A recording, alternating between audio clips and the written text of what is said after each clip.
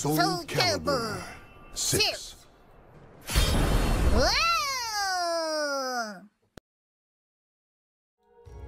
Alrighty then, hello and welcome everyone to Wednesday Night Fights. It is me, Bigpapachunk, here without you hosting another SoulCalibur 6 bracket in the middle of the week. A hump day bracket, if you will, or something like that. I don't know, for some reason, I don't like that term. I don't know what it is, I just don't like it.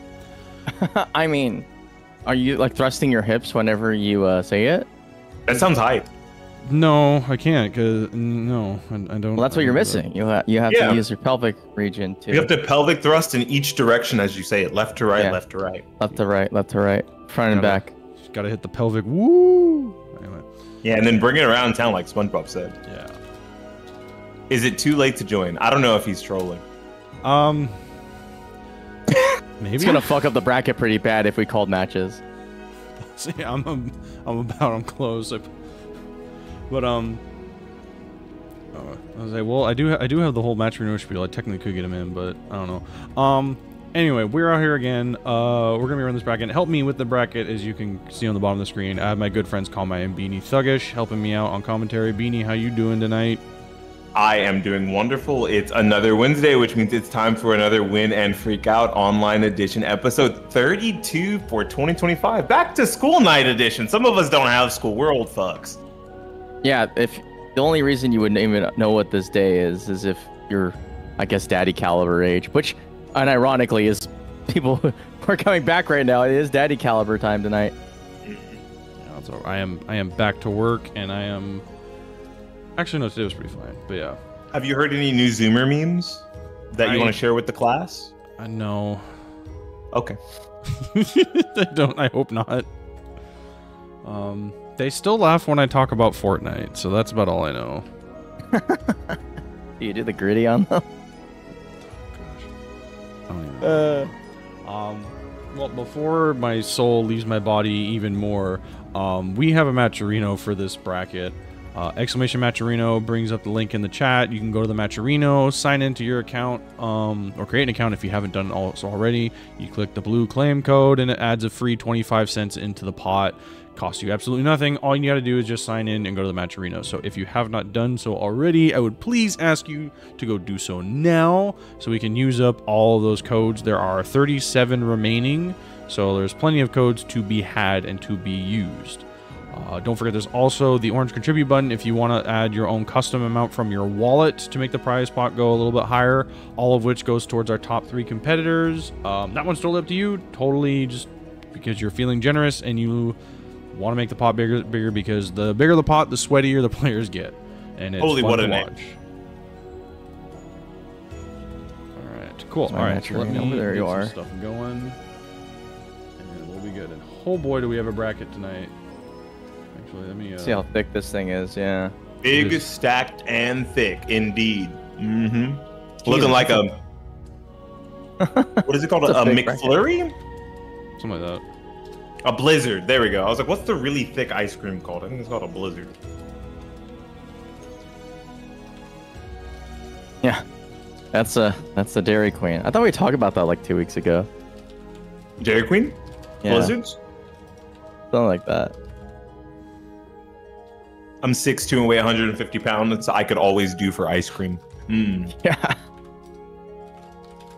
But looking at the bracket here, we got Toothcake, The Rim, Where's Voldo, Joe House, Steller, Necrosun, Butterfly Joe, Ryan V, Hawkblade 100, Arcanite Reaper. That sounds like an ore. Okay. Machine Gun Kills, and Marigram, Unlucky, and the Great Dreamer. I'm not saying that name. You couldn't pay me. Actually, you could pay me, but not on stream. You're gonna take the cash out of the. Arcanite Reaper's in bracket? Yeah, Arcanite Reaper's in bracket. Oh shit. Yeah. Also, isn't that a Final Fantasy reference to like a weapon or something? No, that is a WoW reference. Wow. Oh, wow. That's an Arms Warrior reference. Yeah, deep cut. Okay. I was a couple years off of the MMO. You almost fucked up. I'm so glad I was here to save you. Bro, I don't anymore. I played that. I played WoW until like Burning Crusade. Until then, at that point, I was like 14 and had to go back to math class. I was a young lad playing the point-and-click adventure MMORPG. I was playing a lot of RuneScape as a child. I can still remember Sea Shanty like it was yesterday. I was playing that game on a literal 56K modem. It was crazy. Oh, you guys I have a lot of faith in the human race. What was that? Until I watch a raid for World of Warcraft. Like, I'm like, people can't be as dumb as I think they are. And then I watch a WoW raid, and I'm like, okay, I take it back. Oh, I thought you were going to just talk about the U.S. government right now. Whoa, tinfoil hat, let's go. No, I was you don't saying need a about- I forgot tinfoil I- hat to see what's going on today. No, what was it? I saw the news somewhere that was they're finally killing dial-up. Wow, Yes, really? they're killing dial-up, yeah. It is. It's gonna be Whoa, gone. end of an era. It took forever for them to kill old school TV receptions too. I think T-Mobile bought them all out like 10 years ago or something, and then they got rid of them like 3-4 years ago. I wonder if that's actually a good thing for crappy internet users like me. Yeah, maybe it'll finally force you to push up. I got upgraded on accident. My my lines in my area were so bad that they came and relayed the lines, and I got free gigabit. Let's fucking go. Jesus Christ. I wish I had that. I wish people were sad enough about that.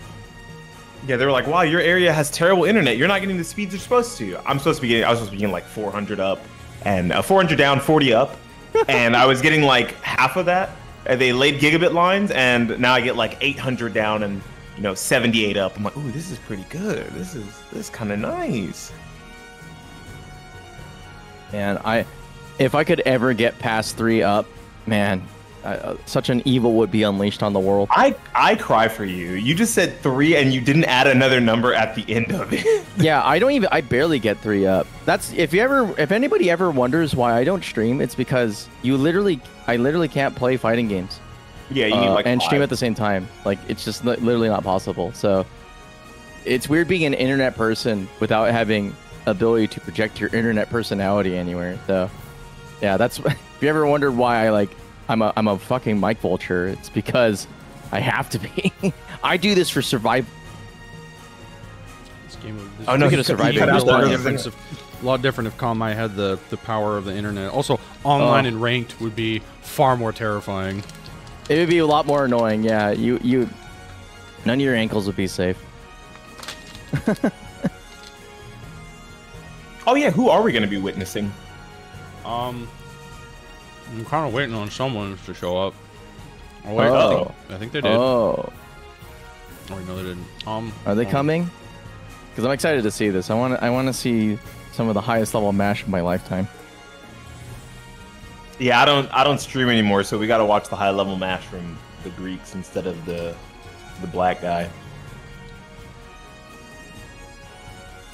That was always my favorite insult to hear, even if I won a game, was "you mash too much," and I said, "Well, you didn't stop me." So It's true. It's true. I'm definitely learning that in other games. Yeah.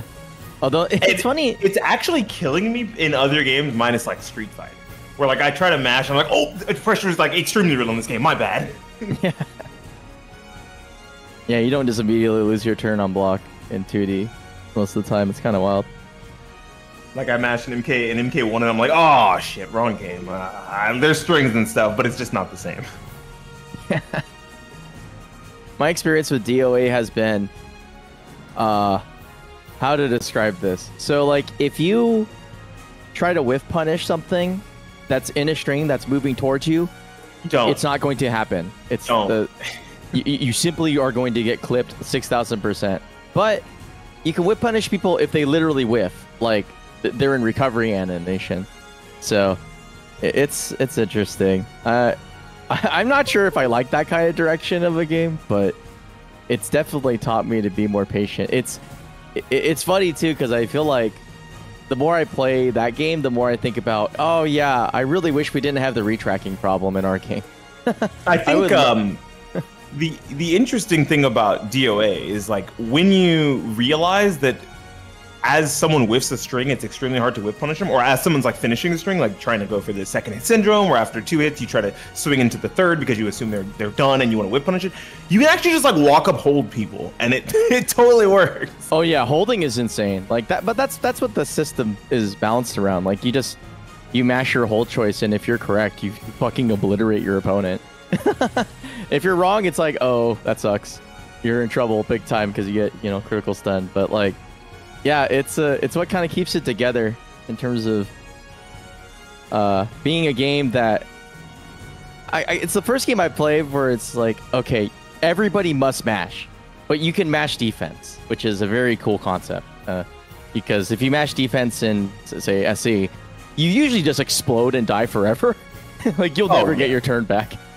Unless, like, you have, like, some really good tech, you know, tech crouch read or something that just, like, you know, hard sidesteps, that kind of mash. But it you know, it's not like a tool that comes out as fast as a jab. You know, it's pretty telegraphed in terms of our game. So it's sort of, yeah, I've grown to appreciate it more SC. The more I play other games, I'm just like, yeah, like SC might be in trouble right now, but I can't get my fix really elsewhere, except maybe in VF. But even VF's kind of the same, where it's like, I think the core VF philosophy, you end up using sidestep, very similar to GI, and that's like the main difference. Is like, where instead of getting a full punish because of GI or creating a 50-50 situation, you're creating like a side turn situation where you get like side turn 1-1 or 1-2, and then you're like +8, and it's like, okay, well now you have to hold my mix, or ooh, you could try to sidestep back too, and then or sidestep back as well, and that's where the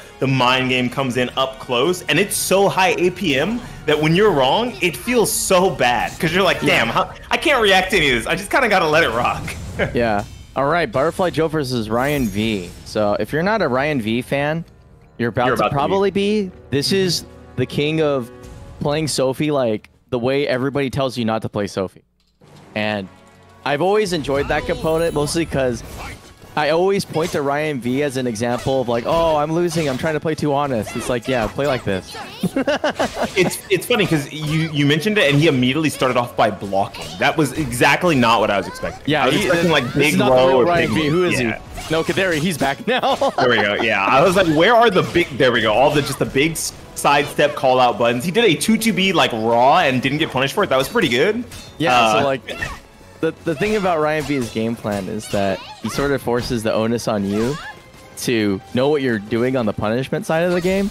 If you don't, it's your fault.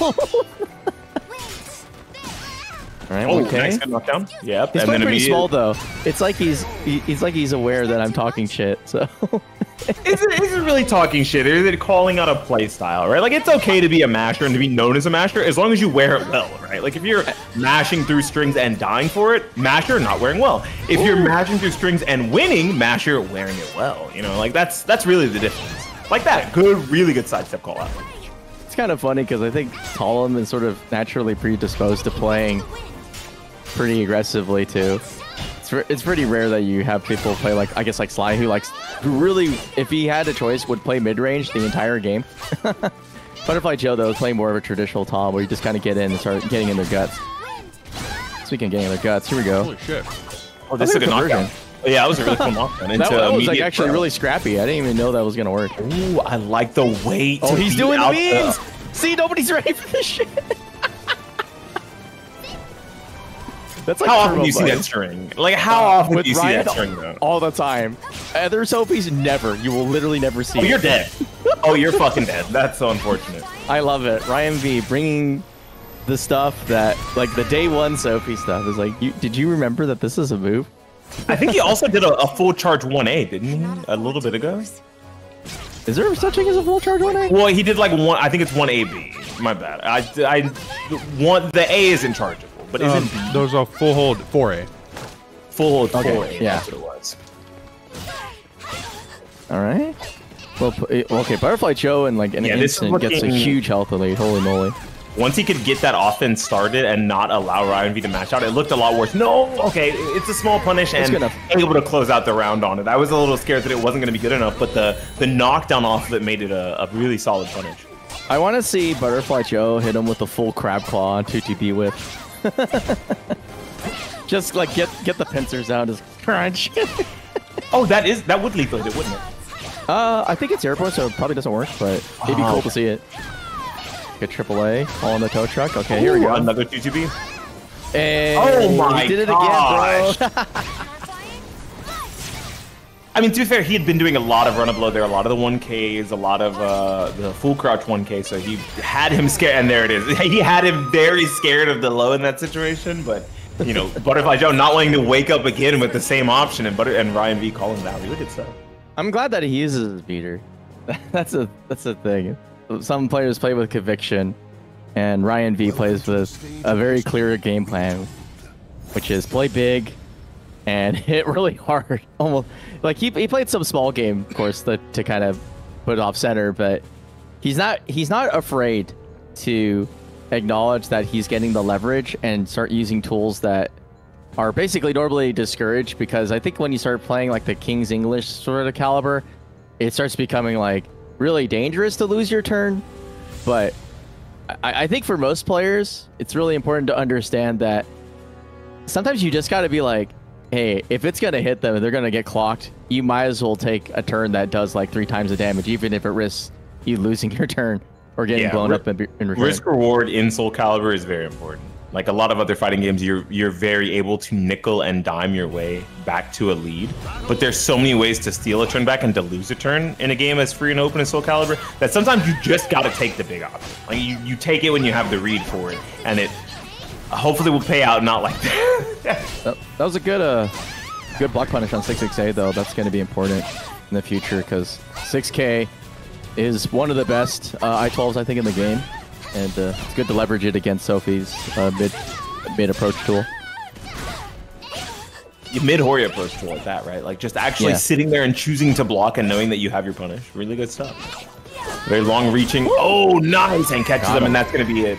I think he must have heard us mention that you wanted the pinch with the scissors, that you wanted the claw, so he did it. I want the claw. He could have done any ender there, but he was like, Konmai wants the claw. We'll give him the claw. I want the claw, bro. Oh, trying to RE there. Yeah, I was a little surprised about that. All right, here we go. Going Doubles for, now. okay. Single night. Yeah, one front. I'm surprised to see the front escape there. I guess it's because front keeps you closer towards the ring edge, but it doesn't matter. Ryan V continuing to just pressure him there. The ring edge is imminently close, but now at least able to sidestep out. Okay, what's your punish? Okay, that's pretty good. Yeah, I think it's like 4BK. It gets you in a back turn situation, but you're like Giga Plus. So you can, if your opponent mashes, they explode. Hey, woo, huge launch. Is that gonna combo? Yep. Boom, boom, boom. Nice, good stuff. That's a good choice because he probably wants the extra health too. It's gonna give you a little bit of health, and if you run up here, you're gonna lose some of that drive gauge. But it is Ryan V. He's probably gonna just crank right now and hit you with something fat. Oh my god. Oh my god, he picked of all the craziest thing he could have done. In the wise words of our fellow SoulCalibur player, suck my balls, I love Ari. Oh no, whip punish on that one. Unfortunately, just the first hit of 2-2B, maybe expecting him to finish the string here, but not getting anything off of it. Okay, Rampy's slowing it down a bit. Never mind, he gets Superman.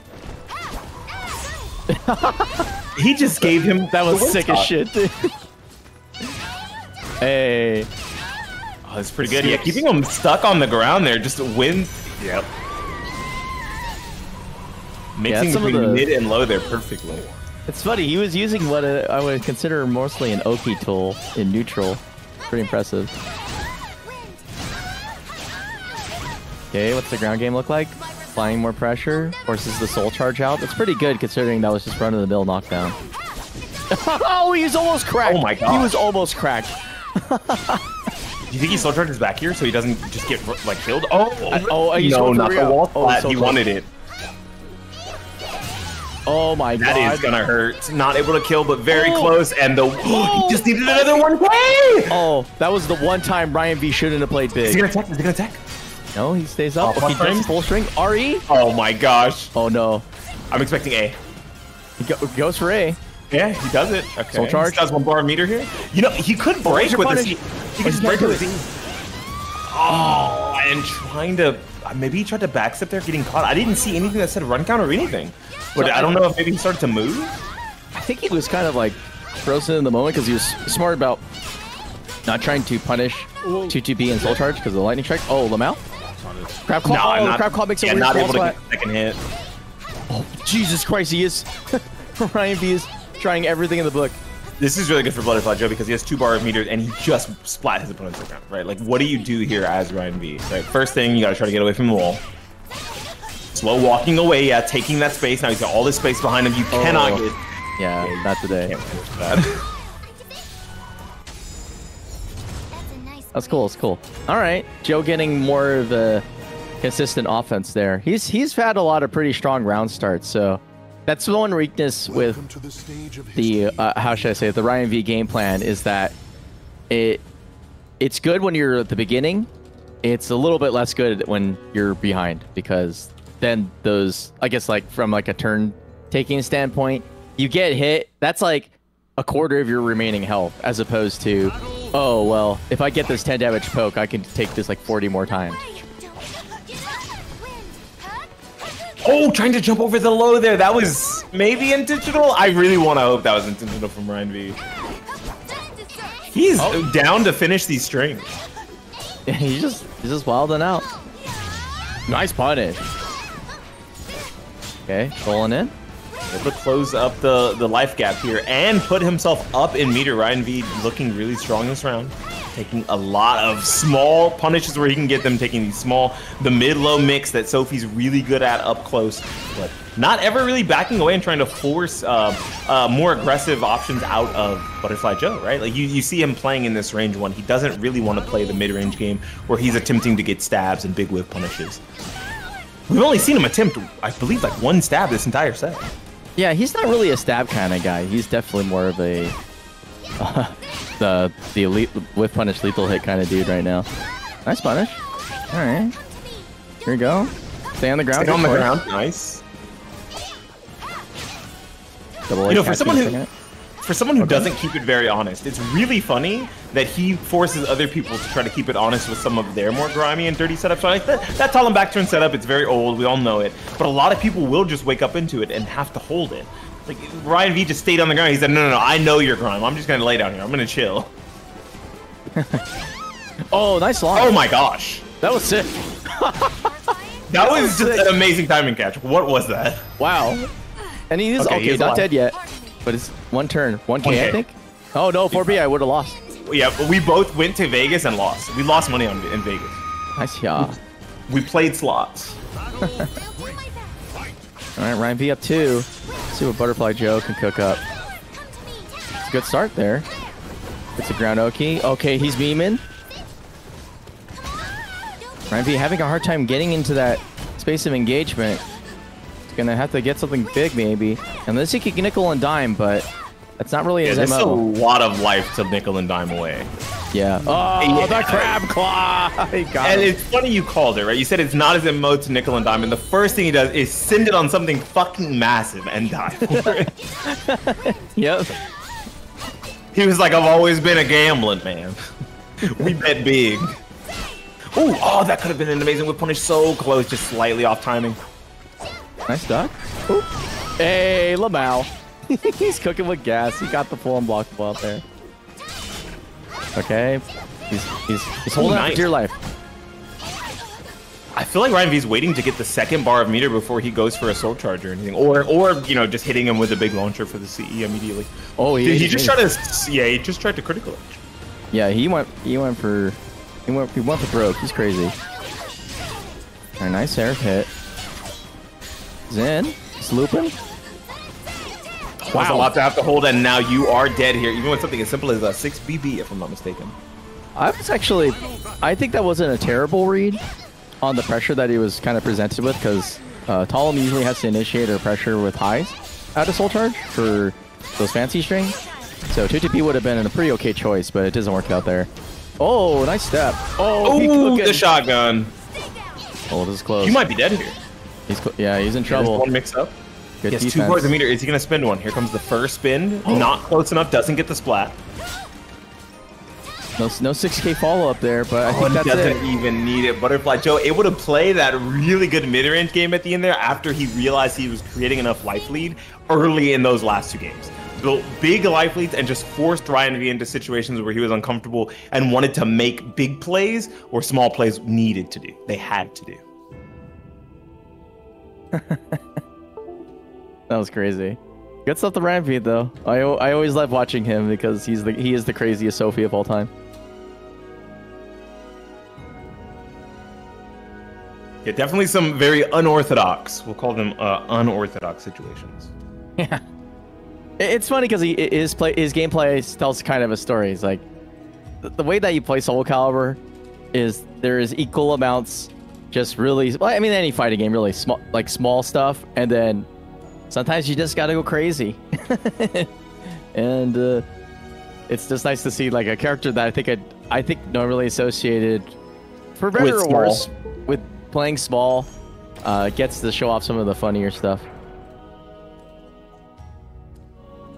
Yeah, I like when people choose to play their character in a way that is off meta, not even if it's bad or wrong in a sense, because it shows you a lot of the other tools that you can use to attempt to be successful with the character. Right? I see a lot of people very willing to play that small, compact game with Yoshimitsu until they get a knockdown, and then I've seen others that are always sending it on his like big risk reversal option, right? Like the 2-2, what is it? A 2-2K on 4-4K on lethal hit and things like that. Like they want as many of their big punishes as they can get early to build the meter and to build the life lead, so that you're forced to come to Yoshimitsu, which is not something you really ever want to do when you're a character that's playing that same meter end game with him, because he has an I-10.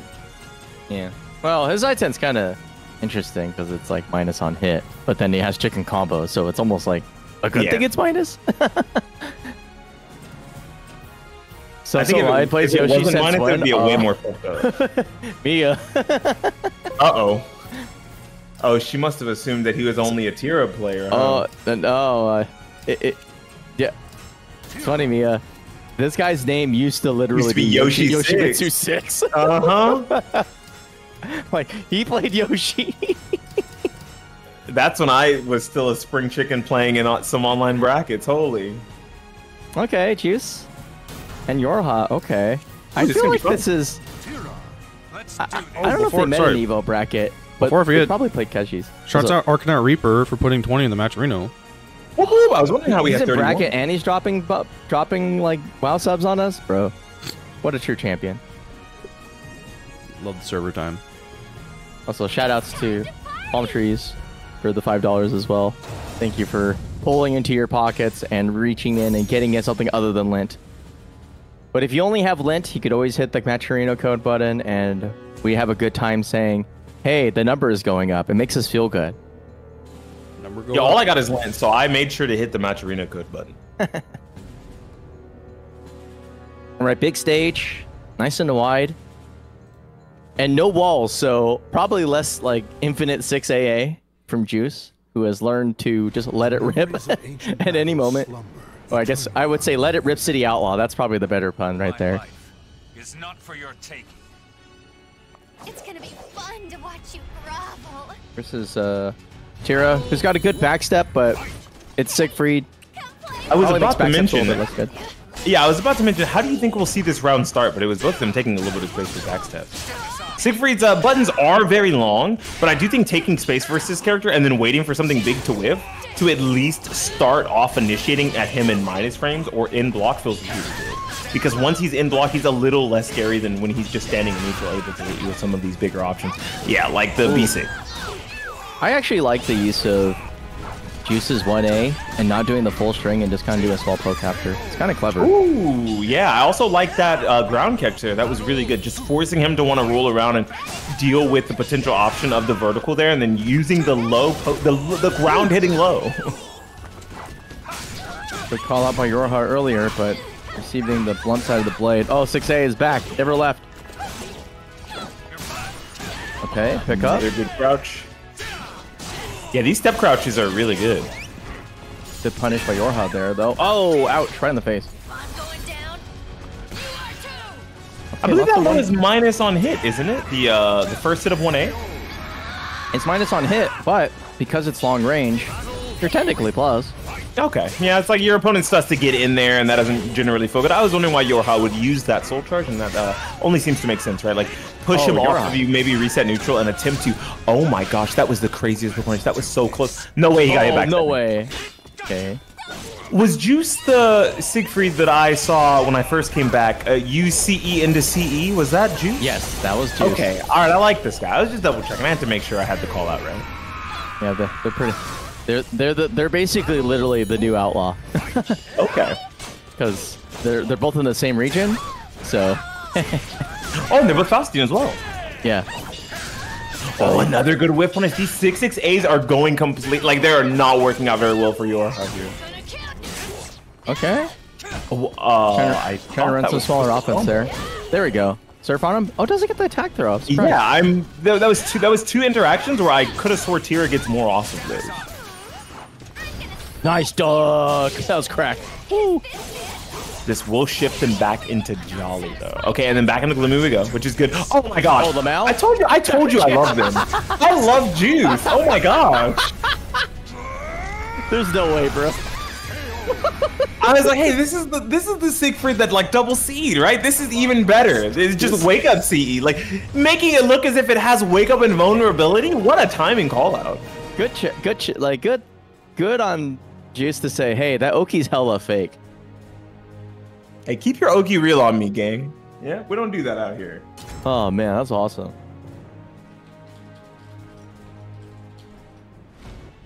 Battle 1. Fight. Right, that could have been any other defensive option when you think about it. It could have been like a step crouch or a wake up wall rising B. It could have been a soul charge. You could have even seen them go for 6AA because, as we know, Juice is a very big fan of 6AA. But instead, just waking up with CEI 20. Okay, can't really. I guess you only get single K there, really. All right, flat sides. Going for some mix-up options. Goes for the double 1A. Okay, so Juice is actually trying to get with that.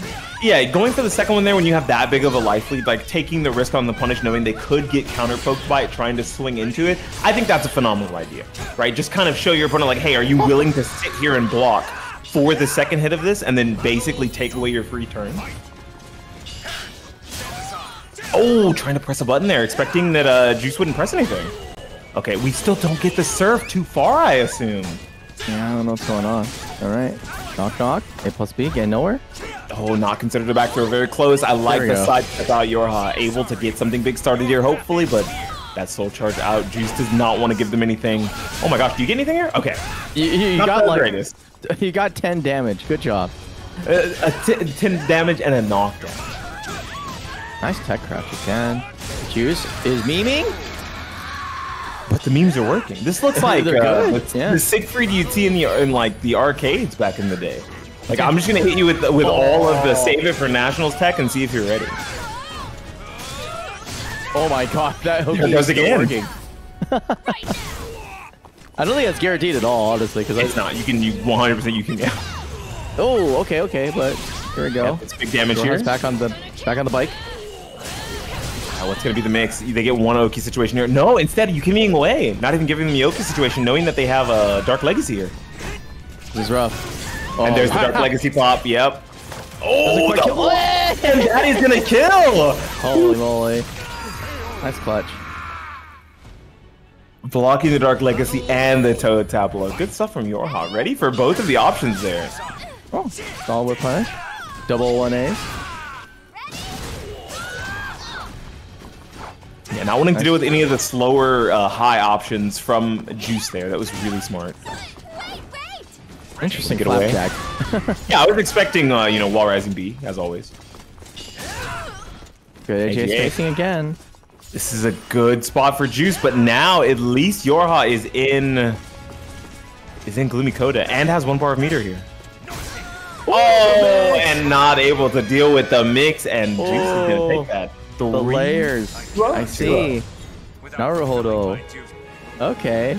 I see you, Juice. The 1A conditioning transitioning into basically a 3-way timing mix-up. Very smart. That was a very, very good showing from Juice. I was expecting a lot more memes that didn't work out, but they did. That was really strong. Yeah. I mean, like, kind of meme Oki, but it worked. It did a ton of damage. You know, I think it's like the notation is 4/4 BB, or is it either that or 2/2? I forgot. But the swing down, down, up, that thing. It's funny because that's like Siegfried's old That's a BBB. really old move. Yeah, it was very Yeah. old. I believe it used to be BBB in either SoulCalibur 1 or 3. It was might in have been Soul 1. Blade for sure. Like Soul I Blade? remember using it in Soul Blade. I went back and played some old SoulCalibur, and I'm like, man, these moves are in the weirdest spots. Like Yeah, that's the thing about old Caliburs is that they just like I think their design philosophy for putting moves in the game was to get drunk and get a dartboard, and then start throwing darts. Like it'll fit on one of these. they'll be like, okay, we're gonna put his like a standard like launcher on 1-1B. All right, it's like okay, cool. Let's see who's coming up next. RuberBeefMan versus Steller. Ooh. Oh, that's gonna be fun. That's gonna be interesting. Yeah. RuberBeefMan, the resident most boring player of all time, versus one of Maryland's finest.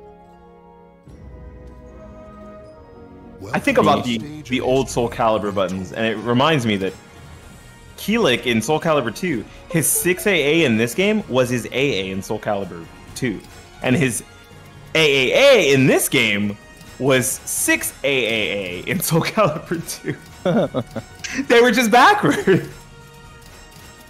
They probably knew better back then. Yeah, maybe it being 6 AA was probably a better idea. Like, give him a really slow AAA. But, you know, well, yeah, like, it's not like he's got a big particularly stick, the bro. most he's not particularly the most powerful in this game, so it works out anyway. It's fine. He's pretty good though. I mean, if you played KNR and SC2, oh, it doesn't feel good. You're like, you just feel like you're getting your ass beat. It's awful. All right, here we go. RuberBeef versus Steller. Hilde versus Nightmare. I actually really like this matchup for Hilde. Like, what armor are you going to use versus Charge A and versus 6K? Don't both of those just completely invalidate all three of the armors? 6K, I don't know. I thought 6K is 20 damage. I could be wrong. We'll see. We'll see. I think it's kind of interesting though, because in some ways, I feel like there's less privilege because he can't punish anything anyway. So all the stuff that normally gets people all sauced up is like unpunishable for him to begin with. But RuberBeefMan just going in there with a perfect and being like, well, I'm just gonna play the game I want to play. I think the ranges that Hilde plays that are also very strong versus Nightmare as well. Right, unless Nightmare makes big read situations like that, a lot of the things that she's doing and just having Charge 5A as an answer for you attempting to sidestep her, using big verticals that will break armor, kind of scary for her. Yeah. We'll see. We'll see. Yeah, if he can't use armor, then I do think this matchup is terrible. Because he doesn't really get any punishes. He's forced to play that same mid-range game that she also excels at very well, right? You see RuberBeefMan here choosing to play in that range 1, but absolutely could play it like a range like 1.5 to 2 if they really needed to. Ooh, throw reset. Oh, is that gonna kill?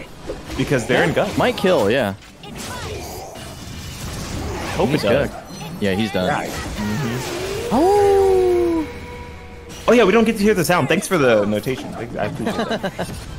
I was like, man, this super feels so bland. What's it missing? And Konmai filled it out for me. Oh, nice. I was wondering when he's going to start 9K'ing. That's a pretty good tool as like a mid-range option. Because it'll help to sway his opponent from like 1K'ing you to death. Yeah, and though it's still the there. 1K. The 1K and the 1A, both of them are really strong fast lows versus Nightmare. They get soul charge? I think it might be too little too late. May have waited a little too long for that soul charge here. They're basically one hit away if they get hit by the wrong thing here.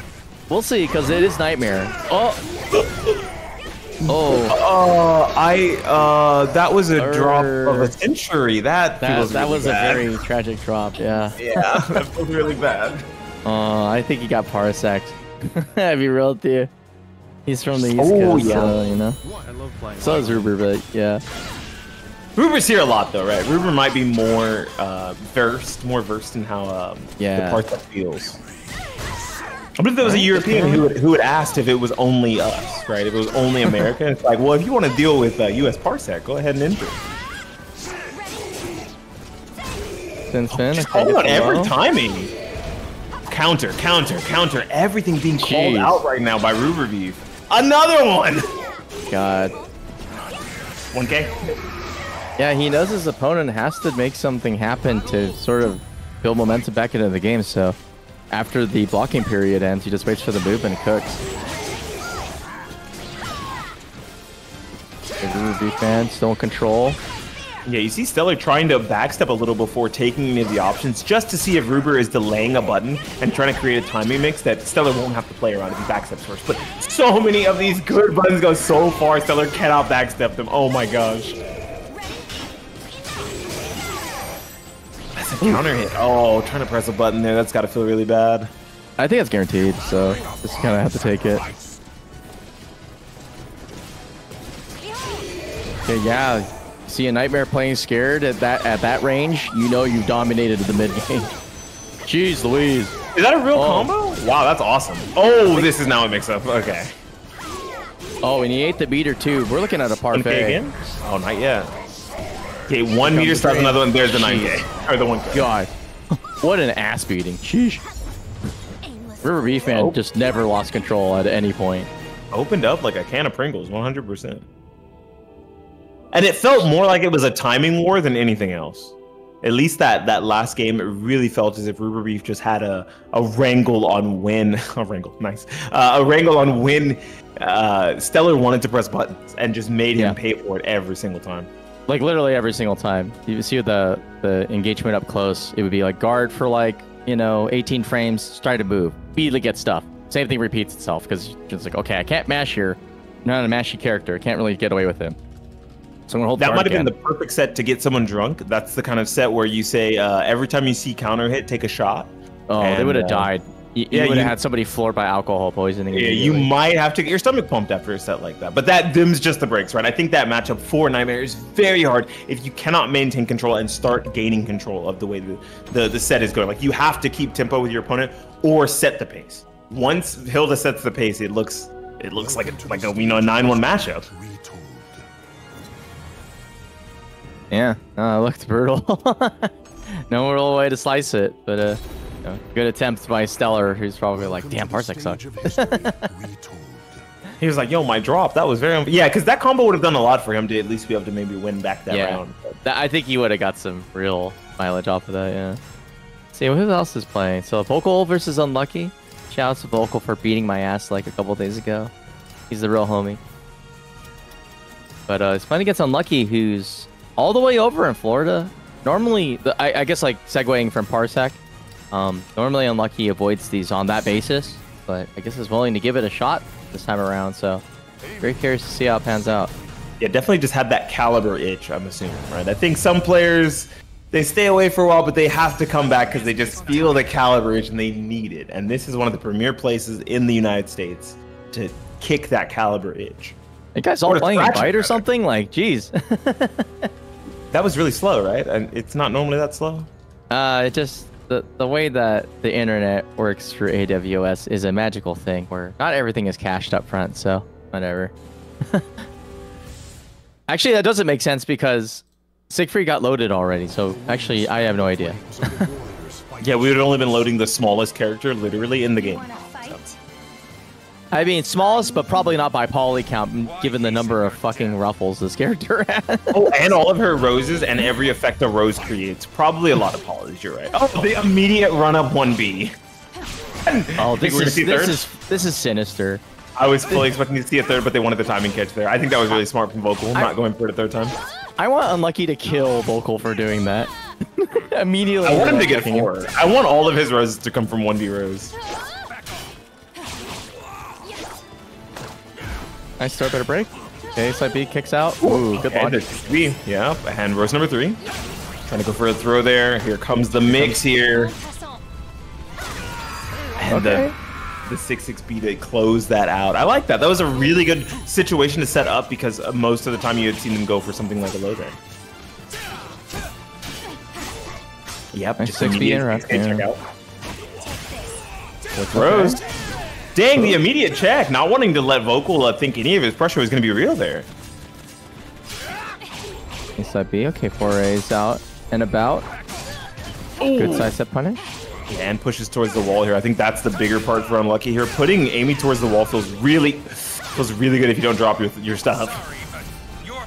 This is a solid soul charge though. He's gonna have to. Oh, just as I say that though. And reverses the ring ASA. situation. Jeez Louise, bro. That's gonna kill. Didn't even need the reversal of the ring situation. Mostly just needed to get that launcher into putting him into a one guess situation there. Nice jump over. 3K. Trying to just control space here. Yep, and gets the flapjack. Pushing towards center stage.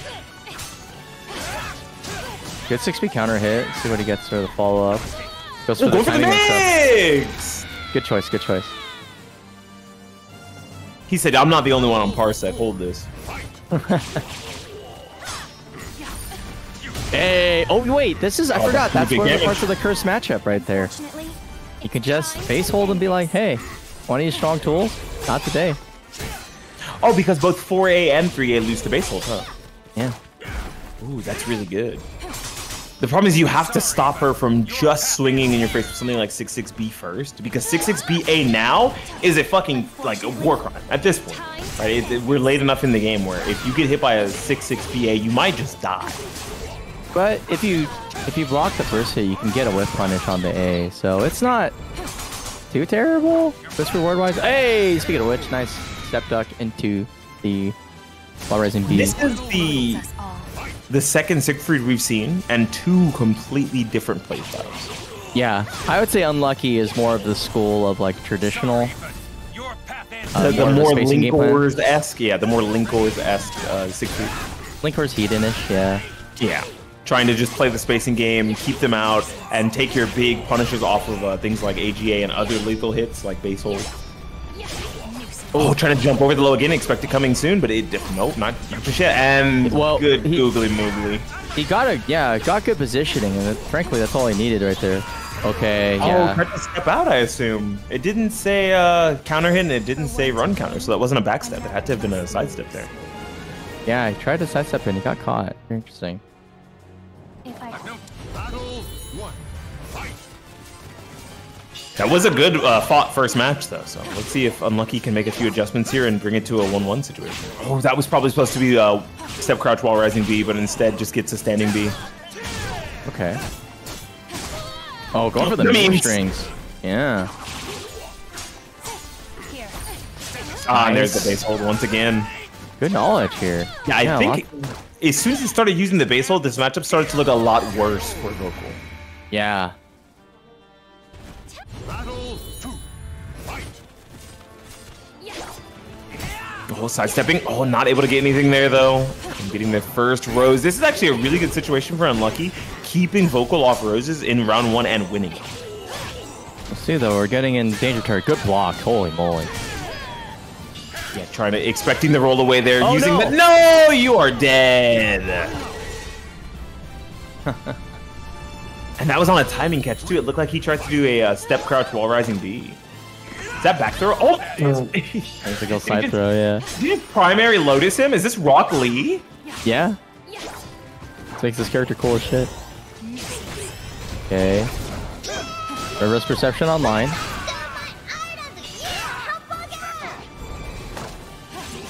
Throw, better no break there. No break, yep. And stuck towards the wall here. Oh, didn't expect that to hit. Thought they were just going to use it for pressure, but instead able to get the hit there. Now Vocal is up 2-0 here. 2 sticks of butter for both sides. The 5K, nice. Yeah, you take the punish. It's not great, but it's something. Oh, trying to go for that base hold, assuming that there was going to be a 3A or a 4A. Stuck at the wall here. When he's going to use that full charge. Walked off the wall first. I like that. Now he's probably going to re-soul charge back after he takes some space. Oh, the sniper. He didn't even have the chance. Very unfortunate. Right, he took all of those 4As just to try to walk away from the ring edge and didn't take that time immediately to soul charge. Vocal sniffing it out, calling it out, realizing, hey, he's putting me towards the ring edge here, and used the soul charge of his own to fight back. Yeah, he got conditioned out of base holding by Vocal, so that was all she wrote. Really good choice by Vocal to adjust his gamepad.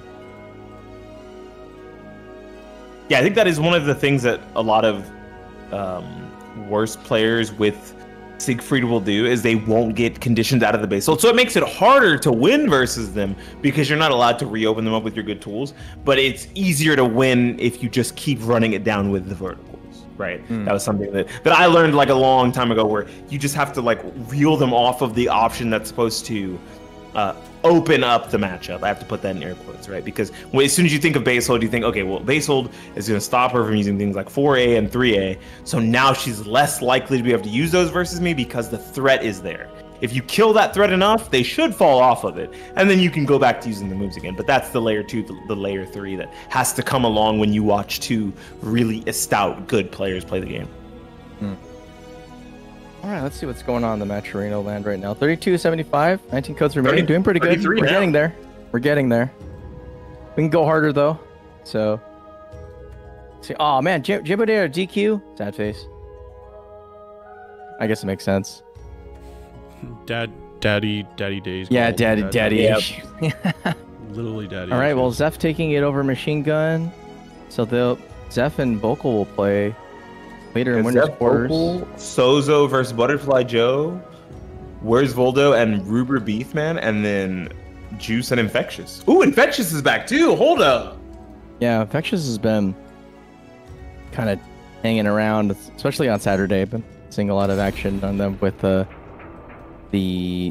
Dr. Psycho's Insane Asylum. I still won the first one, by the way, so the victor. Okay. I was literally the example I told her. I was like, first one is fraudulent. It's like the fact that I'm getting out of these pools basically unscathed is a problem. Hey, first to one is Super Battle Op, man. You'd have been a killer, 20 years ago. Yeah, but they don't have a character like Aswell. That shit. Yeah, I don't think there was anyone that cheesy in SoulCalibur 3. Oh, I'm sorry. In console SoulCalibur 3, yeah, there was. You could just play Zos, but you can play anybody with a back throw. Anybody with a back throw and a good variable cancel. Yeah, Mitsurugi too. You could, yeah. 2-2B just kills people. True. Yeah. All right, RuberBeef versus where's Voldo? Back on Voldo too, not on the long. Well, let's see though. RuberBeef, I think in this particular matchup, it's gonna be the upset will be where's Voldo, bringing out something really spicy, because RuberBeef is really good at containing players at around this level. So we'll see how this goes. Yeah, I'm hoping to see the offense opened up early by where's Voldo, so that RuberBeef can't start that like particularly strong mid-range game plan that they have. I think where's Voldo plays more like Utoto than like Manta though, so typically it errs on the side of caution. But unfortunately, caution is not what you want. Caution is how RuberBeef kills people. Yeah, exactly. That kills people, Konmai. Just like that, right? Like Carl? Expecting the second. You got the. I'm glad you got the joke. I'm old enough to know what that is. So, like, yes. Okay, 6B into stance cancel, but finds no purchase there. Yeah, I was a little confused about that A+B as well, right? Ruber isn't the kind of person who, after his strings, is going to immediately GI just because they're -8, right? A lot of times we'll choose to, or -6, we'll choose to take like a back step or a side step, trying to open up the defense in a way that's not so punishable off of something like a GI. But here's that bigger offense from where's Voldo, and I kind of like it, even though he didn't score much off of it. It does feel good and force RuberBeef to stay honest, right? Just gonna have to block here, push towards the wall, and maybe could run this comeback if they create the right offensive opening here. But RuberBeef ready with that touch shot there. Man, he knows how to take his turn so well. Can't do that. The 2A there does not work. Able to backstep out. Good stuff from RuberBeef remembering that.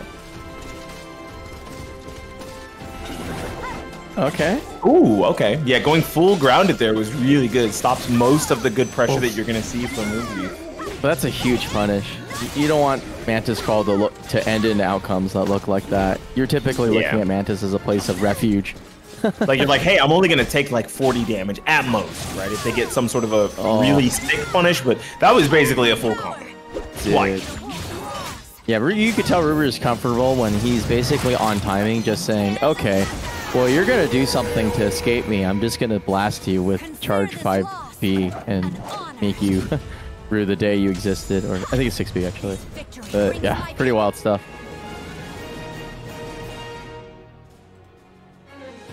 Battle 1. And sticking with the stage, I don't think the stage is the issue, right? It's pretty big, a lot of space. No, it's not the stage. Yeah, I was like, it's definitely the timing. Just literally dismantling Where's Voldo right now. But okay, Where's Voldo finally getting a little bit of momentum here. Step. I guess he assumed that maybe RuberBeef, because of how good his timing is, would try to press through the unblockable, seeing it, but instead actually chose to take the sidestep. So if Where's Voldo had done something more committal to beating sidestep, he actually would have won it there. This is the game plan I was kind of looking for. Something leveraging the up close, strong back turn game plan of Voldo to stop losing to your opponent just waiting for you to move after you block. Yeah, because that's a lot of what the charge B was doing, right? Like catching something in Mantis right as he was done, swinging out with a button or trying to hop around, just immediately calling it out, like 80 damage. Yeah. Yeah, pretty much. Just tons of damage. Speaking of tons of damage, that's though. gonna be death. Oh wait. Not quite. I guess maybe he was expecting a tech. If he had tech there, that was a 3B, it would have relaunched, right? Because if you just go for the stab into the little roll that she does, it wouldn't have killed. Okay, charge A. Oh yeah, too far away to try to swing with that 1A gamer. Trying to get the GI timing, still not finding any landings there for Voldo. Did you see that super disgusting retrack on non-counter hit? That was awesome. I'm so happy for Where's Voldo, dude. Color me biased, but that was fucking sick. Got hit by OG charges though. You let go of guard for 1 frame, you're cooked. Oh, it's really that easy to get hit by it? One frame? Oh my gosh. Like, I swear to God, it's 1 frame because the reason why it's like borderline and unblockable is because of how it basically doesn't really interface with the buffer at all. It's pretty brutal.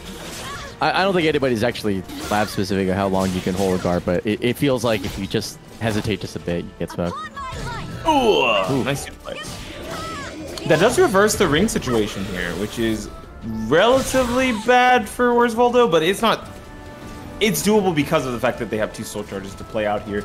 Now, one of them has to be used just to get in because, man, RuberBeef is really pressing that 4 button here and then calls out the timing right at the end. That string right there. Normally, that's where you would go for, and instead of calling him out, using it as a wake-up option, just immediately sending it on the string and able to kill off of it. That's impressive neutral. He's actually in disadvantage there against Voldo, who has, you know, back turn, 8-way run, and A+B, as well as, you know, Mantis Crawl, just almost everything in general. He actually has the offensive pressure there, but Ruber was just like clearly like is like not worried about it at all. It's like, okay, well, come at me, bro. It definitely made the matchup look extremely favored for Hilde in a way that normally you'd expect Voldo to be all over a character like that, at least in back turn. And especially far enough away in Soul Charge, where a lot of his options feel like they just exist with impunity, where you can't do anything about them. But holding that 4 button, double tapping it even. Yeah. All right, let's see. Infectious versus Juice. Butterfly Joe versus SouzouLion. And Xephukai versus Vocal Evolution. See who we're going to get up next. Any of those matches will be great. They're all going to be pretty cool. Check out the Maturino again. 32.75, looking good. 19 coats. Actually, that had to gone down by now. Like, let me refresh. Yeah, I think it's. Let me refresh. 16. Okay, good. $32. Okay, there we go. It's at $33.50. Yeah, $33.50. Looks good. Looks good. All right, keep them coming, boys. Keep them coming. Yeah, there's 72 of you guys watching. All right, I don't know if you guys can see, but if there's 72 of you, I think we can do some quick math and see that 16 of you can absolutely use codes. Remember, we're running out of WNFs to run here. After December, we will sort of unofficially be the only West Coast WNF on a Wednesday running WNF. You know, shout outs to Zerd on Tuesdays, I think run by Pat the Flip, though. Yeah. Who I still think he uses the branding. So we're not all alone, but, you know, us and anime are tight like that. So You could think of Calibur as like a 3D anime game. This game's a 3D anime game for better or worse. Yeah, I will not disagree with that analysis, especially with Ivy's, like the way that she plays. She's a straight up. Oh, I thought you were gonna say with her character. look. I thought you were gonna say with her look. I didn't know you were gonna say with the way she plays. Oh no, because like she has anime neutral, right? Like anime neutral is almost marked by, and I actually remember Partyball saying this. He did like a funny MS Paint thing where it's like, okay, this is how anime neutral works. You see this button, it only hits this one spot in mid screen. It's kind of like, I forgot what the name. She's got the Hilde neutral from Uni, 100%. Yeah, exactly, like that's the same archetype. That is an anime trope. You don't put that in any other game except an anime game. Okay, we say SC Grow, but like honestly, Soul Charge Grow is really just a Mortal Kombat 9 or Mortal Kombat X character. Like, it's very he becomes a he's actually just a lotter. Yeah, he turns into he's from Chicago as soon as he fucking Soul Charges. He puts on the tip. He's like, I love Ed Boon. All right, Infectious. Speaking of Ivy, here we go. This is gonna be the big swinger game. Like, this is going to be about, like, health leads that vanish in seconds. I can't imagine this ever going to SoulCalibur at any point. I like the roll, but still having to hold the 6AA there. Alright. Yeah, Infectious is doing that thing where they just keep pressing and people run into their moves. And he's like, tee-hee. Oh, and able to backstep out and get away from the AGA using that 1A. The SoulCalibur 2 neutral tool. Nice block. Oh, getting that. See, I'm sensing a sense of unfamiliarity with the Ivy matchup here with Juice. Yeah, I mean, how many Ivies really do you have? It's Infectious and Incendiate. That's it. And I don't know if Juice has played either of them. I don't think we have like a prominent PNW Ivy at the moment, so this might be a blind spot. I only say this because I was playing Juice and Casuals at Evo, and I noticed that there was a little bit of an as-well gap as well. And that makes sense, right? Juice is literally an up-and-comer, but the one thing that you learn in any fighting game is that exposure really is the best teacher. So if you don't have the exposure, it makes sense to have lower rolls. But it doesn't seem to matter here because Juice managed to squeeze out that round. Maybe just warming up after a long break. Oh, you trying for the 6AA at mid-screen. I see you. Yeah, especially versus a character like Ivy with such a good tech crouch button there. I don't think that's worth it. Oh, that was worth it. He goes for the flapjack. Wants pancakes. Another one. Gotta be careful here, though. You can get frauded out pretty easily. Yeah, speaking of which. Speaking of frauded out, oh my god. I think you're actually dead. No, I think you're dead. Is that death? Oh, that's a wick clip, man. That's my god. I knew it, dude. I knew it. I hate this game. Oh, is that gonna hit? No, it's not. I suck. And that was a great punishment. And then you got whip punished by the. Oh my. Good stuff. All right, here we go. Juice is probably either nodding their head, being like, "All right, I guess that's how this game works." Yeah, or, you guys are real gamers. I think I would have alt F4'd after that. It's kind of funny because I bet Juice it has a process of thought. It's like, oh, that's what it feels like to play me.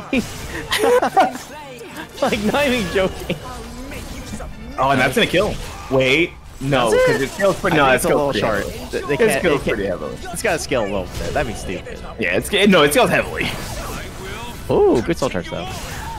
I'm sensing the choo-choo. Oh, good spacing.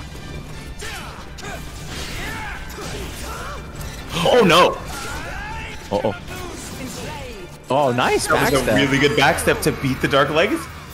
I do like the tempo that was played there, right? Because Juice was swinging out, trying to force Infectious to press a button and do something. And then in the moment where they really needed Infectious to press something, he said, nah, I'd win, and just backstep. Yeah, this is definitely different than Infectious from literally a year ago. Old Infectious would have mashed it. Would have pressed the button there and died, yeah. New Infectious is like, I have the health lead. Let me just body my opponent. Uh-oh, speaking of bodied, though, this is that health drain we're talking about. Ugh. And then one mix, yeah.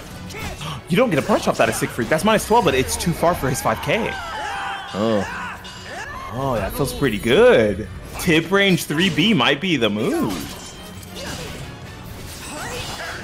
Nice sidestep, but not getting anything off of it. Yeah, I was hoping that it would narrowly, like, I think Infectious' spacing here for a lot of these tools have been so good, right? Juice, assuming that they have the option to punish some of these things, and that's the second time where they were just a pixel off, just an inch away from Ivy's chest. That's all they needed. Oh, Chat, the next SoulCalibur, petition to expand Ivy's hurt box if she sticks her chest out. All in agreement? Bro. They're just gonna extend the they're just gonna extend that body part in general. Anyway. AJ, okay. And I don't think you get not about that. Yeah. That was really that was a lot of damage off 2 hits, by the way. That was 2 hits into like almost 70 damage. Not gonna be able to kill here, but at least re-evens up that life lead. Going for the mid mix. I think that's gonna kill here, yeah. And there's the BB, doesn't even need anything special. Alright, see what we got here. Oh, that would have been the best time to just see. That would have been cool as hell. Yeah, because doesn't his C reel back a little bit, so it would have probably kept him safe from getting hit by that too. Oh, no! That was terrifying. I'm still trying to press through that. Oh my god. I do like the mix Infectious is going for there, right? After getting the launch, instead just goes for 3B hold to put him into Serpent's Embrace to go for mix after. Instead of trying to go for like a weird janky combo that he's not particularly ready for in that instance. Oh my god. Let's go, so Juice. Funny, this is why I love Juice. Yeah. Get bro. Get Juice. Funny. And now they're both on 1 bar, correct? Yeah, this isn't a bad situation. Let's just see if Juice can understand how to beat the 2-2-A plus B B soul charge game plan that seems to be killing him or them. Alright. I like the twirl, nice. Yep, getting the dunk and immediately setting up for 2 Oki situations back to back, but using that soul charge to get through the second. There's no way this hits, right? Okay, yeah, this time actually getting their whip punish. Nice. Unfortunately, because they whip punish with Z, now they won't have anything left for a fuck it C. So they've got to win neutral. Yeah, but you got Dark Legacy. This is the best case scenario. Okay, like that. And there was that instance you were referring to, right? Older Infectious, more impatient Infectious there, trying to swing into Siegfried to get something started and using the the Dark Legacy immediately to steal back the turn and win the game. Looks like B getting that punish there. Okay. Nice check there. Not respecting the string at all. Is really good.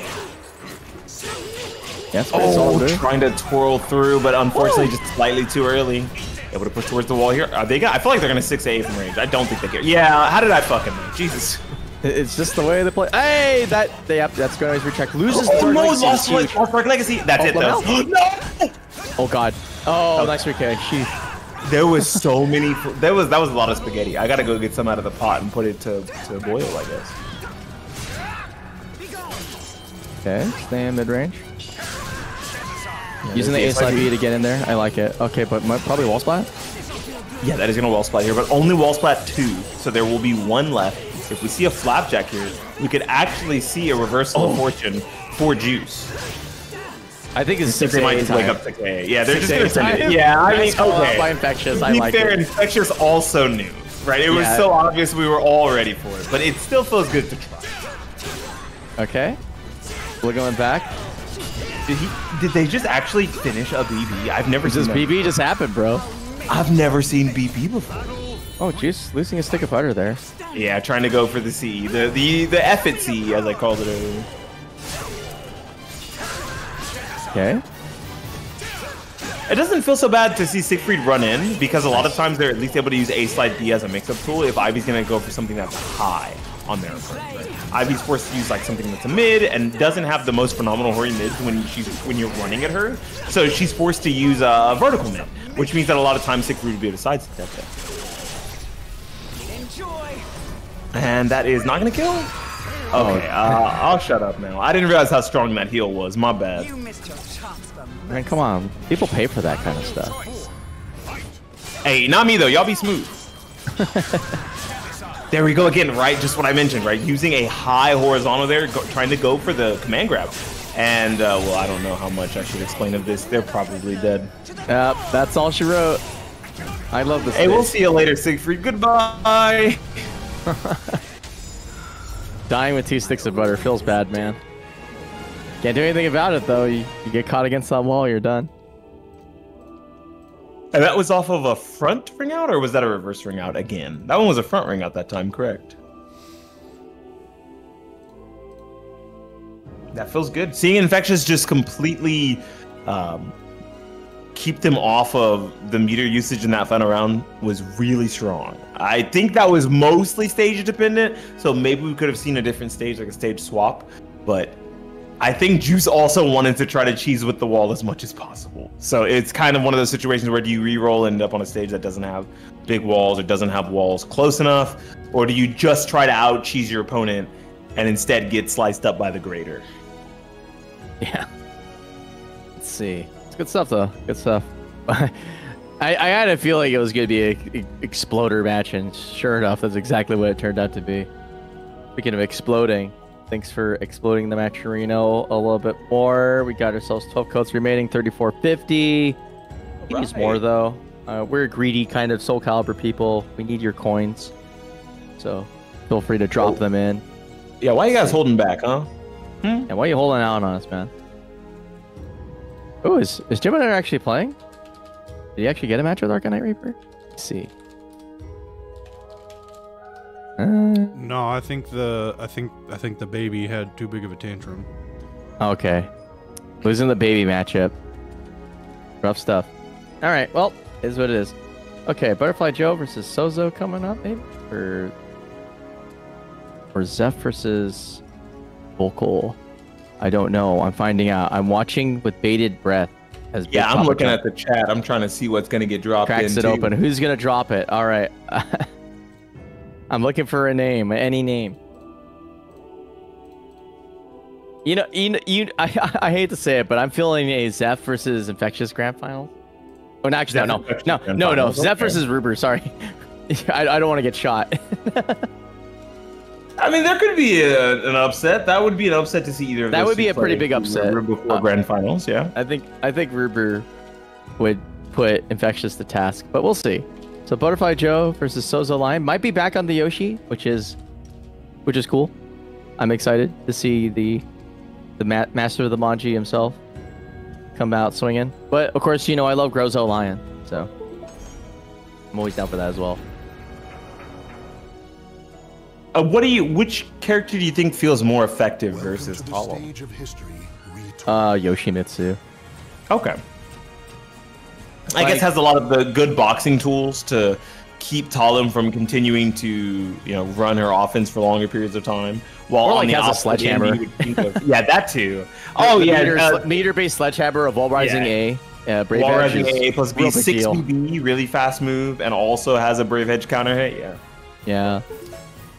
That, and once you get in against Grow, you can kind of stay in. Sure, if you Grow has to play that really phenomenal keep out game for as long as possible, and it's not always easy. Yeah, basically the vibe I get from it, but we'll see. You never know.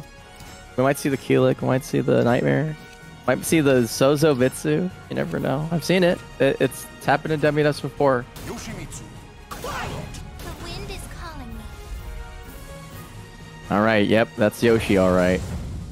All right. Okay, going to the green stuff. This is where Yoshi blends in pretty much completely on, I think outfit 2 or 3, whatever the not silver one is. I think the outfit 2 is black and green. Yeah, that sounds right. Battle 1. Let's see. Outfit 3 is the all black one.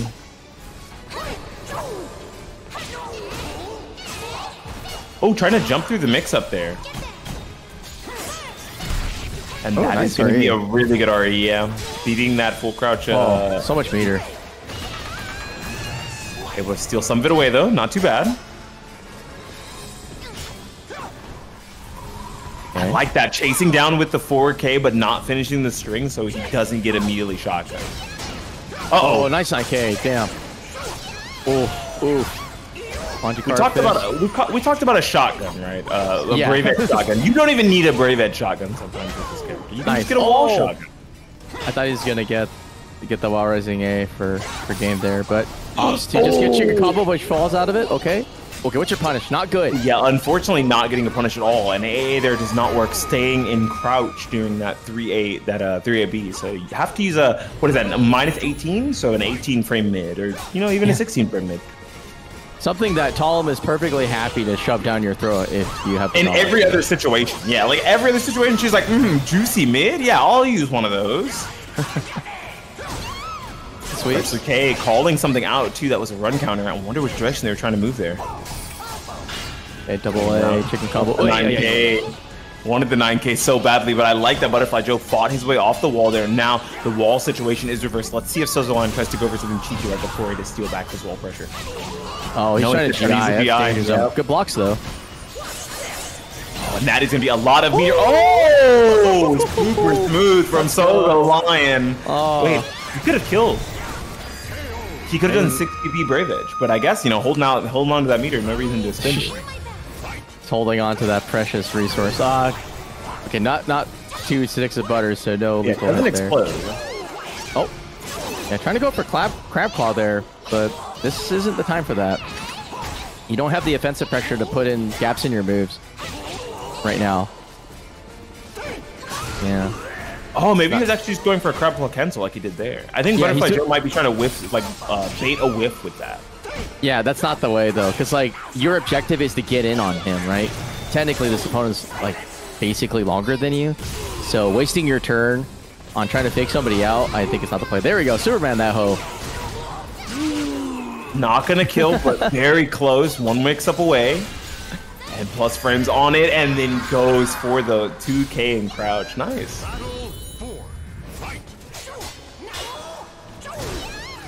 Okay. the very vertical mid catching the sidestep, my favorite. Very vertical mid, catching a sidestep and dealing basically combo damage.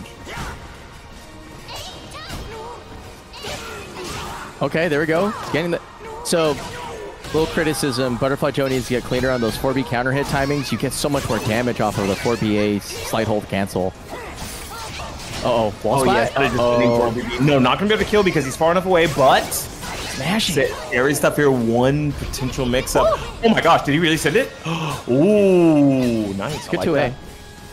Chasing him down. Yeah, I like the block. Walk up immediately after you see that you blocked a 6BB backstep and just walk up block, right? Seeing if Butterfly Joe wants to press another button. Called out the timing at the very end there and calling it out with the 2K. Yeah, the onus is on Butterfly Joe to either probably just throw him on approach there. But I think there was too much offensive pressure and too much risk associated with the situation to make it a smart choice. So good on SouzouLion for capitalizing on his mental frames. Yeah, definitely the idea of a throw feels good until you think about the fact that Yoshimitsu has such good block punishment out of crouch. Or whiff punishment from crouch. Alright. Running the offense, but he's just guarding. I like it. Doesn't have to feel too eager to take his turns, just waiting for a good moment. I actually think him just guarding is a really good position for Joe to be in here because it means that he's able to possibly set up for a guard crush early, right? Not having him swing out, not having him try to counter poke you where potentially Yoshi could and kill you. Like you would just explode just like that, right? Him just blocking it out until he's in red guard gauge where now he has to try to timing in tempo felt really good for Joe. Now we have to see if Sozo can make that reverse mind game happen where because he's expecting him to mash out, he can finally just block. Oh my gosh, he tried to press. Is he gonna catch this? Yeah, he tried to press. Exactly. Wow. This is exactly what he needed. This is kill, and that though. is going to be able to kill. Yeah, absolutely. Oh, he was airborne! Oh, shit! No! Oh no, he's in trouble. And 1K! Oh my god, dude. Oh, Don't let me play the slot machine. Joe. And there goes all of that guard gauge that he built up, right? He built up so much of the guard gauge and already back to just yellow, not even having to deal with immediate guard crush on this round. So he's got to have an honest win condition, which isn't the worst thing in the world, but getting free rounds off guard crush always feels good. Good punish there. Notice Joe is ducking a lot up close. So SouzouLion might be able to capitalize on that, or he will never get hit by a low again. Yeah, now he's gonna start trying to timing him because he sees that his guard gauge is yellow about to be red, and Joe able to capitalize on it by getting that small side step. I think when you have someone in yellow guard gauge like this, and you're the aggressor, a character like Talim, you have to make them feel like they want to score him. You don't want them to block. You want them to hold everything they can by trying to mash out so you can get free hits on them, because that's just more life than you're gonna get without having to spin the guard crush as a resource to kill them. Speaking of which, it's kind of looming. He's backing off.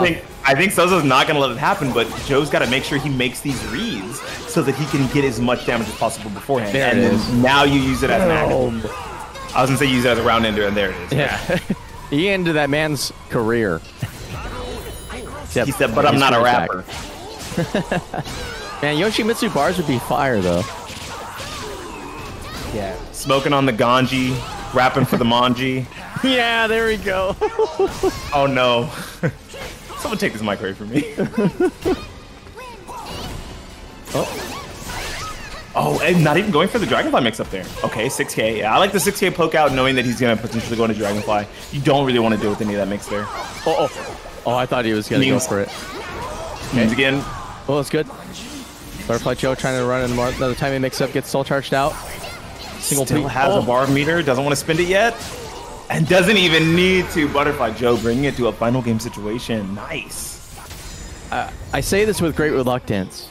Does anybody in recent memory ever recall a successful flash projectile from SouzouLion? Like at any point?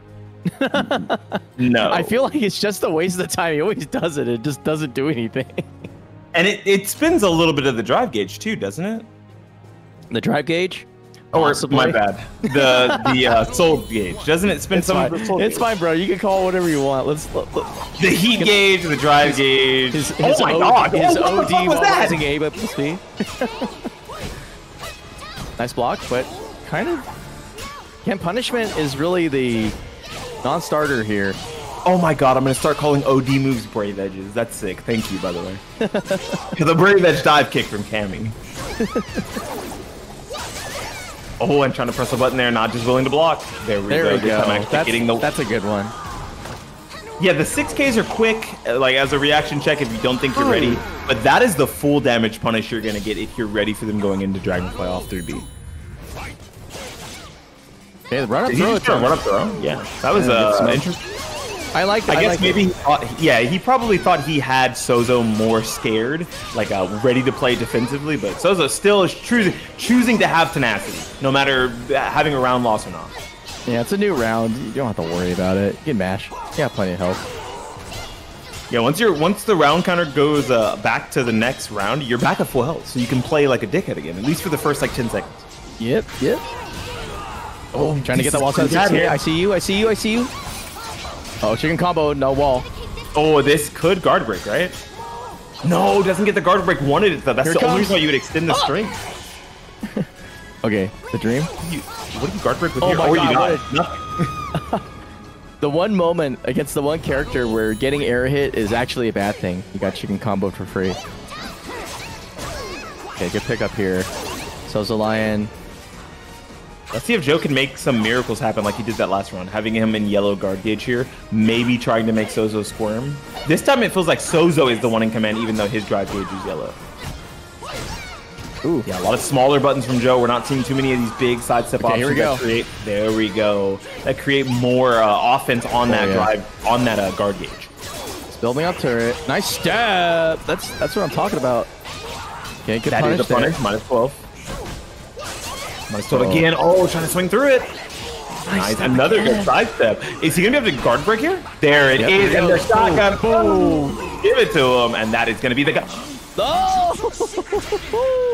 You know, sometimes you... Okay, Sozo. Sometimes you really just want your opponent to use their meter. Okay. Yep. Oh, no! He just late GI! Oh, my God. That was such a late GI! Holy shit, dude. Whoa. That was a round. That was a SoulCalibur round. That was one of those times where you're like, man, like the defensive options in this game are so fucking sick. Yeah, and just backing away. So it was like, you know, I have a life here, and he also has you with 2 bars of gauge here, so he might be fishing for that BBB. You better be ready. My man doesn't get knocked down. He's basically in soul charge, so Oh, wait. Oh, Ducking at the last second. That's so unfortunate. I feel like that string is really seeable. And Nice sidestep. step. Yeah. Spending one of the bars of meter here. I do think that this is a good position because now you don't have to worry about the BBB anymore. You can kind of start to run away with hopefully at least this round, but the front throw. I expect him to go for another one. Yep, there it goes. Okay, no, it doesn't get it. Standing statue guarding. Sees that he plays around the meter now, and now he can be the wild one here. Oh, he doesn't even have RI. He's in trouble. Okay, never mind. The dream? Needed, and that is going to be enough. Wow, oh my gosh, okay. but now he's going to have to fight Souzo with no meter versus Souzo's 1 bar. And 1 bar with Yoshimitsu is, what? That's one of the strongest 1 bars of meter you could potentially have in the game. Yeah, you can win games off of just 1 activation, but we'll see. It's 1 activation or 2 Brave Edges, you know? So like this character is terrifying with a bar meter. Finally using another one of the hell sweep. That's the second or third hell sweep we've seen. 2 of 3 have hit. okay, getting it again. Oh, getting it for free. Not spending the CE there, right? Doesn't want to potentially risk the CE and be wrong. Yeah, you can play the more neutral game here because Superman is now a mid, so you don't have to worry about getting not to punished. go for more of the Superman punishes. Oh, Come on, I think he. Yep. I think if he had the Warriors' will, he could have went for Wind Fury B there. Yeah, backstepping. I think he really wants. Yeah, he wants some sort of option that's going to get him a knockdown. That was a fucked up retracking, by the way. Yeah, no, this is he's actually forced to deal with this shit.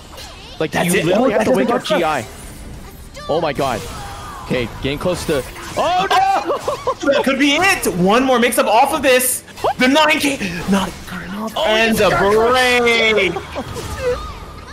Oh my god. Sending SouzouLion into losers. Is this an upset? That's crazy. That's a pretty big upset. Yeah. Oh man. Wow. Dude. Oh, that was actually a really solid knowledge check situation. Staying on the ground just long enough to make that 1K whiff and take their turn back. Yeah, that move is a force block, but I think your only recourse I think is like get up and GI. I think I might be thinking of the wrong move, but it's sort of unconventional. You can't roll that. That's for sure. You don't have any like directional way of escaping that Oki. And since he was in Guard Crush range, yeah, he didn't want to just sit there and hold it. He had to try to make an option, and the option he chose was waking up into it a few times and basically losing like a third of his life just on the ground alone. Yeah. Whew, good shit.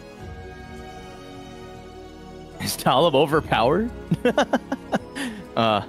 We may have missed Zeph as an Aswell I say yeah. I hate that. We may have missed Zeph versus Vocal, but damn, that was a phenomenal match to watch. That was great. I mean, like, we'll see.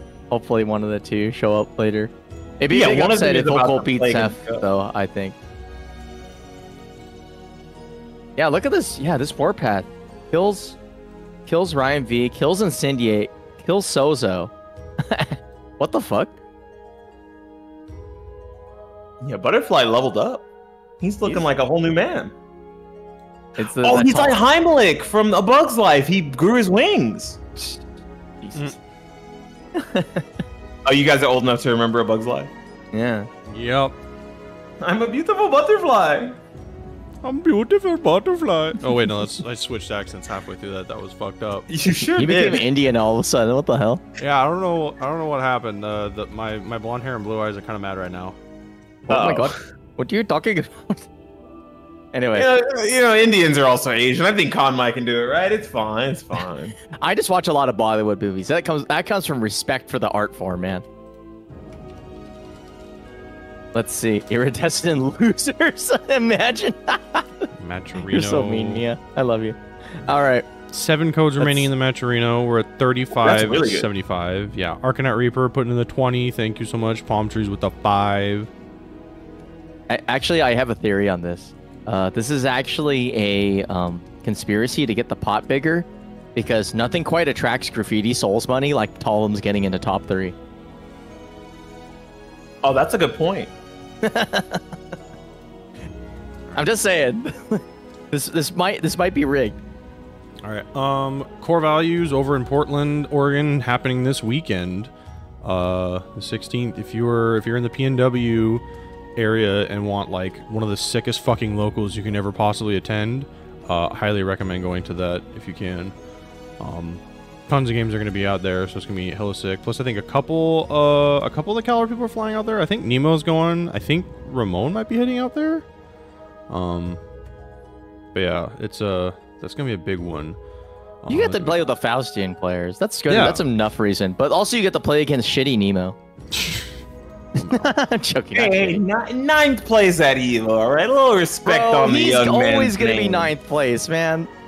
I respect. Listen, you don't have to deal with him being salty about it after. Oh yeah, I don't. I'm so happy. That dude is like Cyrano, man. Like, the number 9 is stamped onto his goddamn forehead. Now, I honestly, I feel for him because, like, I also didn't place well.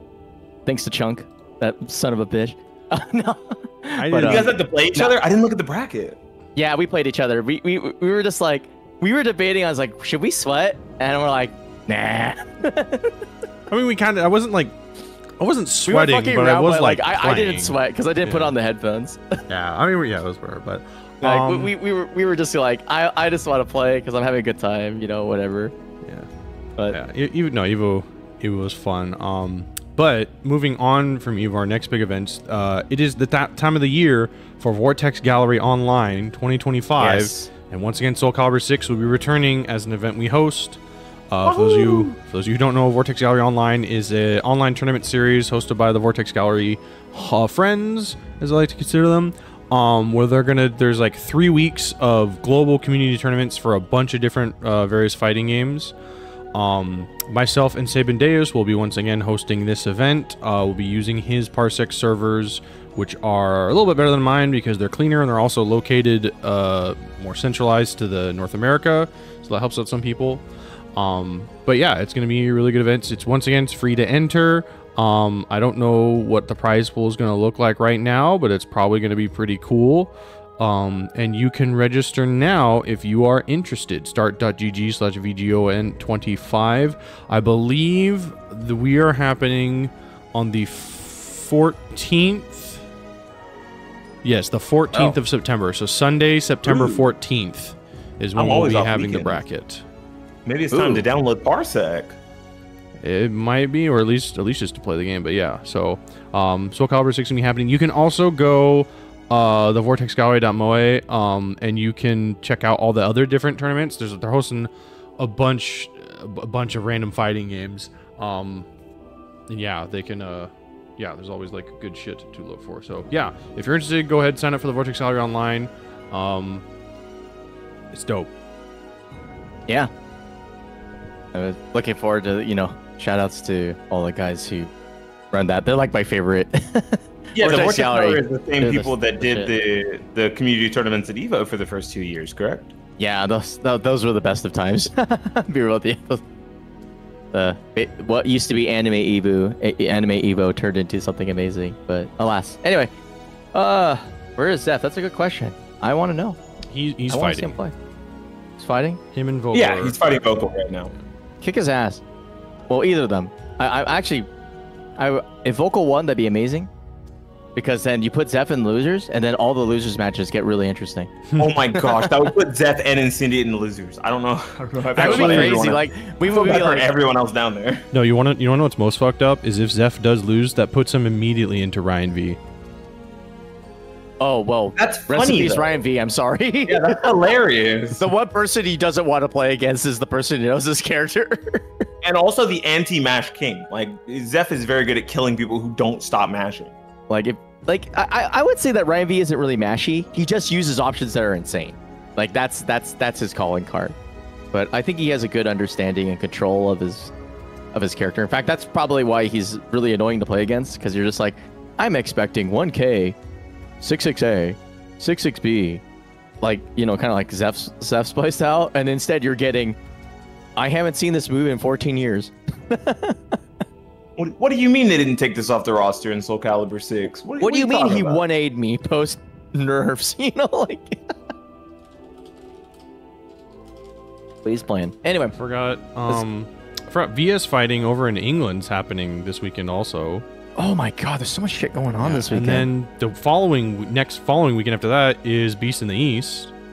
Yep. I hope to see you guys there. I'm signing up for like 4 fucking games.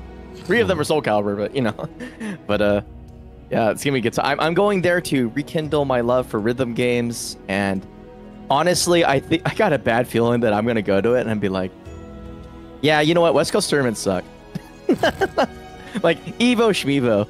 I have a feeling that I really, because I haven't been to a regional in a really long time, because we basically don't really have them in my area anymore. As far, well, we do, but not for games that like base fighting games like that I play. So yeah, I'm really looking forward to going over there and tasting the sweet nectar of the human race that is. I think it's like South Virginia. Virginia, Southampton. I don't know. I don't remember. I'm bad at geography, as you noticed. But yeah, it's gonna be awesome. I'm really looking forward to it. My parents are gonna be like, "You're going to another tournament?" I'm like, "Yeah," but this one's out of just pure FOMO. I remember watching last year's and being like, "Man, that's probably like the best other tournament I haven't been to." So, yeah. Also, signups end. Well, they end in like what? 21 minutes from now. So if you haven't signed up for games and you want to play in them, hit up their thing. If you forgot to sign up for any games, and yeah, that's all she wrote. Let's see, you know something else? We only need 4 more signups for the Matcherino. By the way, guys, there's 4 codes remaining. You guys are doing great. Just use up those last 4, and we're all set for the night. You know me, I like I think the new threat is that I basically close the Matcherino as soon as humanly possible now. So I think that's getting people to be a little bit less like, oh, I'll do it like after the tournament. It's like, no. If you want to get to a funny number, you got to do it before the tournament ends. Exactly. Otherwise, you're screwed. Everyone's got to see the funny number. It's showing the funny number after stream isn't as cool. Mm-hmm. Yeah, you guys want 426-9? Make it happen during Grand Final. All right, so Vocal is vanquished by Zeph. So that means Ryan B and Vocal fighting on losers, but that means that was Zeph very is good continuing. alliteration, my friend. Thank you. Let's see, Infectious versus RuberBeef and Butterfly Joe versus Xephukai. This will be this. I feel like this is the hardest. Like if Joe beats Zeph, I have to say like that's a legendary run. I will be like, do you remember this WNF? Where I would definitely ask, do you guys remember when Butterfly Joe was like a wee baby and now he's killing gods? I'd be like, he made it to the end of an RPG. when Butterfly Joe just like shit on everybody. Yeah. But to this match, I think Infectious does not have a strong winning record against Ruber. Yeah, like it's doable, but it's not a matchup that he's particularly favored with, right? I don't think Ivy is a character that can't beat Hilde. But can Infectious beat RuberBeef, right? I think this is like more the player matchup than it is the character. Well, right now it's looking pretty good for Infectious. He's been basically 3 for 4 on all of his pokes. Ooh, make that a like 5 for 6 or something. That was pretty good. It's doing pretty good, yeah. Is fine with statue guarding here. Able to just eat the small lows, taking them as chip damage, no problem. Finally getting whip punished though. A little antsy there. Whoa! Good what a gamer. Catch. And there's the low. Okay, but it's coming down to the wire here. Infectious knows that one mistake can lead to death here. Blocks the string, no punish. This is a very scary guard crush situation there to put yourself in final round, but at least you force RuberBeef to try to go for the guard crush to close out the round by the wall there, right? And then once figured out, oh, this is the time that he's finally going to use his big guard crush move, sidestep out and kill him. Really good stuff from Infectious. Infectious looking good. 6-day hold. Oh, the whip punish. Holy crap, dude. That is the sauce. Another good whip punish. A little too antsy on that RE, unfortunately. RuberBeef is being way more cautious now. Especially probably because they have this life lead and the drive gauge lead. Or guard gauge lead. Oh my god. You can just call it drive gauge. Everything's drive gauge. Drive goes everywhere. Yeah. Yeah. That's what you gotta do at the start. The music kind of slaps in like a very cheesy way. Okay. Not the wall. Yeah, good stuff. Oh, he's memeing. Still trying to press out. Yeah, trying to press out, seeing if RuberBeef is going to... This is the one player where unless you're timing catching him, you're not really going to get him with like a cheesy wall switch situation like that. Because RuberBeef is very good at playing off your timing, not the other. Just like that. Very good at playing off your timing, not the other way around. Oh, what did he try to press there? Yeah, I think he just forgot that there's a follow-up. Oh, yeah, fair. Maybe he hasn't played in a little bit. We haven't seen too much Infectious, right? He only barely came back, what, last week? We've been playing 2 weeks ago. It's more like Okay. nobody soul charges Hilde because her soul charge is kind of eh. All right, here we go. RuberBeefMan getting on that power train. He's... Wow, nice air, yeah. That was a sick air combo. And where are you supposed to air control there, right? Because you're so close to the wall. There's not really many places to go. Now, this is a bad situation for Infectious, though, because you are in red guard gauge and you've already soul charged. Now you can't soul charge to get Ruber off of you if you think you're going to have to deal with a potential guard crush. You just have to fight your way out into the yellow or into the clear again. And fighting your way out into the yellow, pretty good. Yep, expected the tick. I'm this pissed. This guy's ass, bro. I'm pissed. This guy's ass. That was cheeks, bro. I feel so bad for Infectious. He got robbed. Ruber literally just farted on that dude. Like, she passes gas when she launches herself the second time. That was awful. A tall German woman with heels that are metal farting on you? Some people would pay good money for that. I mean, we are in the pay good money for services and goods kind of thing. Both of these characters have fat lives. True, yeah. All right. This is looking like a parfait. Nice mix-up block. Double block on the mix-up. Didn't have to hold either one of those. Good stuff from Ruby. Commanding. Yeah, commanding defense. Again, a little antsy on those reverse legs. That's the second one to be completely scouted by RuberBeef. RuberBeef is very fine with playing by not playing. That is something that he will. A lot of his turns he'll take by creating offense. I mean, by creating movement instead of trying to create offense with buttons. More movement for all the turns he's taking here, and immediately gets the hell sweep, putting him to a one mix-up situation. Is he gonna try to go for the 1K here? That 1K could get blown up by the. Okay, never mind. Yeah, I was like 1K could have gotten blown up by the jump beat, by the 9B. That's why I was like very apprehensive about him potentially using it there to try to close the round. Oh wow, that also retracted. Holy, that was so cool. That's a cool move though. Okay, that's less egregious than getting smacked in the ass. Yeah, I mean, smacked in the face with Hilde's ass. Like, way less egregious. I literally had I had a DOA flashback to that, like PTSD. You're like, damn, this string is good. It's just that's exactly how that game works in that regard. But it's not a bad thing. It's just letting it work. But yeah, all right, nice chops. Oh, just playing off his timing, trying to catch him doing something here, and there it goes. And yeah, it's still first to 2, so that's gonna be it. RuberBeef is just tearing through everybody. Yeah, Infectious had a good starting run with his pokes, but RuberBeef really showed that you create a whiff opportunity, you're done. Yeah, that first round for Infectious looked amazing, and then after that, it all started to slowly claw more towards RuberBeef's playstyle of being able to whiff punish, being able to call out timings, and waste or spend a lot of their turns taking movement options to see if the opponent is going to press goad them into options. Yeah, exquisite matchup knowledge, really. I think almost everything played there was mostly like basically up to code when it comes to making Ivy feel really bad. He knew that hit from behind. I need to ask him. If that move does, I think it is. I have seen situations where you do get like. I've seen it hit side turn, but I've never seen it hit from behind ever. So I was like, does he know? Like, is this normal?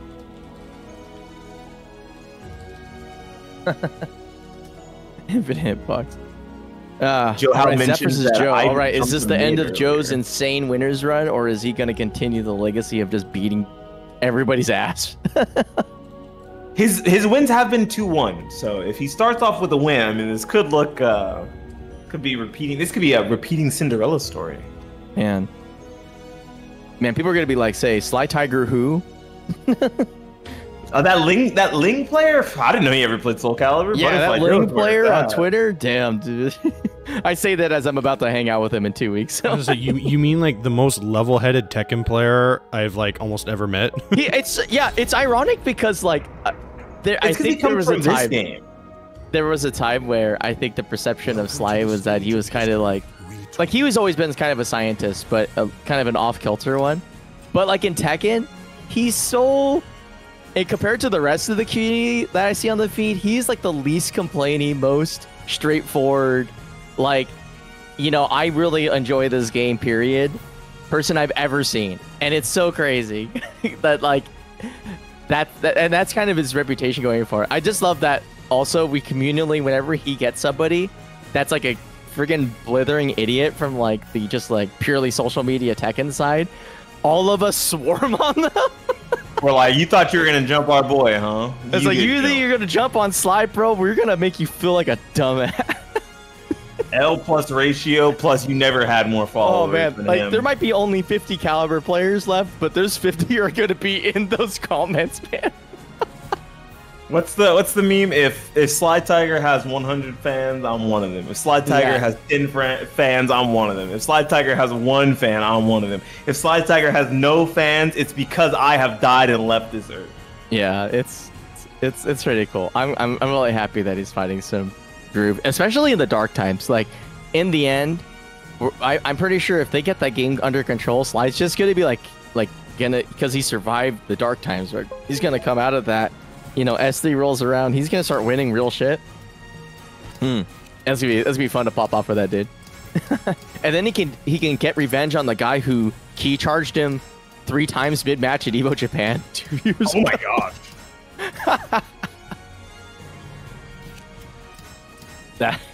that was my favorite set of Tekken I've ever watched, but also the most painful one I've ever seen. You're like, man, this is Tekken. I don't think I want to play this game. No, I just like I was angry on his behalf. I was like, this guy's a dickhead. All right, Joe versus Zeph. What is Zeph gonna pick though? Is he going comfy with Zhangguo, or is he going hard mode with the classic hard mode? I respect it. And yes, that is Zeph's color. A lot of the punishes are better in this matchup, right? If you are on point and if you're ready, you're going to make Talim feel a lot of those offensive pressure sequences that she tries to get away with as Sophie more than you will as Zhangguo. I kind of disagree. I think the punishment from Zhangguo is a lot stronger, but the neutral I think is better with this character. Also, his comfort with the mix-up on this character is much stronger as well. He just, you know, he's been playing Sophie for 6 trillion years. Whew, speaking of punish. Look at the space he's holding versus Butterfly Joe. Right, walks back 3-4 steps, sees if there's something that Butterfly Joe wants to do, and then immediately walks back in for the block or walks back in for the, I was gonna say for the stab, but that time nice, good sidestep out, not able to get anything off of it though. This is especially effective against Talim because Talim actually has to operate kind of in your Oh my face. gosh, he tried to roll around 4 times and lost almost all of his life. No punish on the 6K though. This is actually kind of worrisome for Zeph. Ooh, nice timing. Uh-oh. 6K is -12, correct? Yeah, so you can A it. Okay, yeah, he's got to be able to A that. Oh, you can stab it. That's even worse. It's 14? Oh, shit. I'm so unprivileged as Zos. If something's not like really close and I-14, I just think it's -12. Like, because, you know, his 3K, it doesn't go that far. Oh. Okay.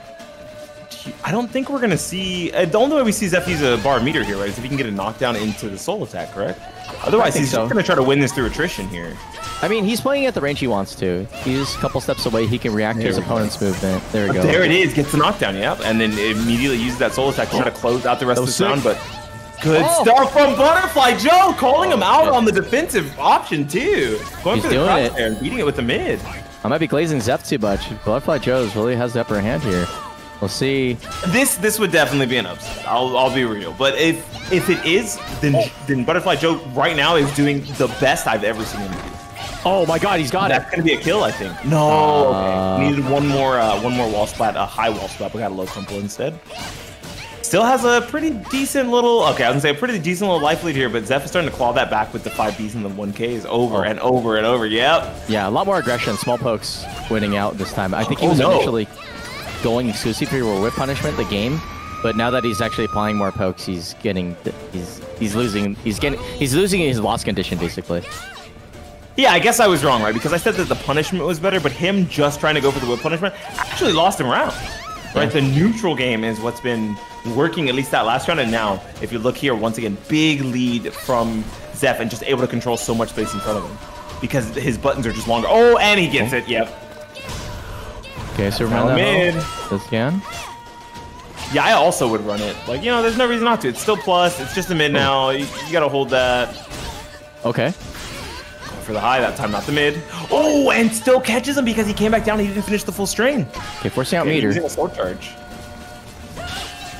I don't think you want to have to use one of your own this round, do you? I guess you could because you'd get it back anyway, right? And you definitely want to use it before it's too late. Holy shit, dude! We talked about trophies with punishment, but god damn! Holy shit, dude. Oh my god. Butterfly Joe's on something right now. There's only 2 games here, by the way. It's That's crazy.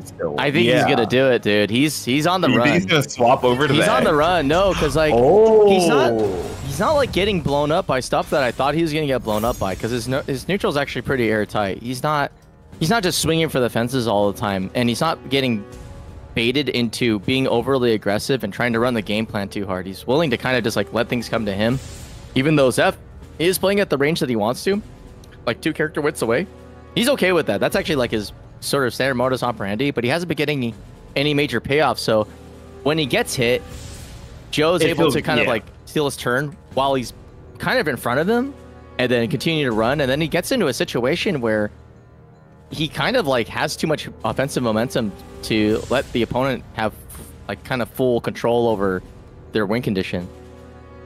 Yeah, it almost feels as if the nickel and dime style that Zeph is really known for in matchups like this isn't working because Butterfly Joe is out damaging him in the situations where he can take his turn back. Yeah. All right, here we go. I think this stage is a little bigger. There's less worry about ring outs and stuff, but they didn't really come into play. There was a little bit of wall play and wall pressure, but it was mostly just a whole lot of running it down for Butterfly Joe, getting a good amount of offensive options scouted out properly, or defensive options scouted out properly. Like that. This is exactly the kind of situation that. Oh wow, that was an interesting retract. Here's to be going south. Okay, good pressure. Oh, good stab. Holy shit. Oh, another crazy retracking. Yeah, once again, this time using the low instead of the mid. Zeph trying to step out and getting clipped. Okay, double it up. Double 1K after the 6-6A. That was a lot of life he just took away from Butterfly Joe, though. Almost a full combo damage worth of life. Okay, gets the mid Superman punch now. Oh, what a timing all out. That's a classic. Okay, double Ks. And then just running away after trying to catch another one. Okay, offensive pressure back on Joe's side. Good throw. Is he gonna go for a no? Oh, Serena Penguina. Okay, is he gonna? Okay, no. Stayed on the ground. Everyone is staying on the ground versus Butterfly Joe's pressure, and that's probably for the better. There's the 1K to close out that round. What if he had woke up with CE? That would have been insane. I would have screamed, I think. Yeah, he would have cooked. Oh, nice. And he did it on delay as well, so that he would actually catch the counter hit there. Really good stuff. Happiness throw. Staying on the ground, doesn't want to deal with another potential throw. I guess Zeph has noticed that Butterfly Joe is fine with statue blocking, and he's calling him out with these throws now. Okay, he's on that 1 bar meter here. No reason not to. Right now, Zeph is out of meter. He's got to fight you with no meter, and still calls it out. Oh my gosh. Damn, that was clean. All right, Joe's 2-6 of butter. He has a lot of offensive pressure in the chamber here. Good block. And yeah, I was surprised to not see him use 6K there as a punish, but instead going for the AA into the mix was pretty good. Crab claws. Okay. Good whip punishment. You can't get away with that against Zeph, which is interesting. 1Ks again. Nickel and timing. But with this lead, like, you know, these nickels and dimes start to add up and feel like quarters. Yeah, inflation's kicking in. Big time. Oh, and that one really is a quarter. Goodness. The single 5A and then backs away. Good throw. Once again, just completely fine with statue guarding, not wanting to duck into Zeph and Sophie's strong mids. So holding a lot of these throws and the same throw over and over multiple times as well. So maybe also guessing wrong on the throw breaks a lot here. Yeah, well, he got the same throw like yeah, two times 4 in a row, throws. so. He's definitely not breaking correctly. Okay, going to a bigger stage. I think this actually bodes well for Zeph.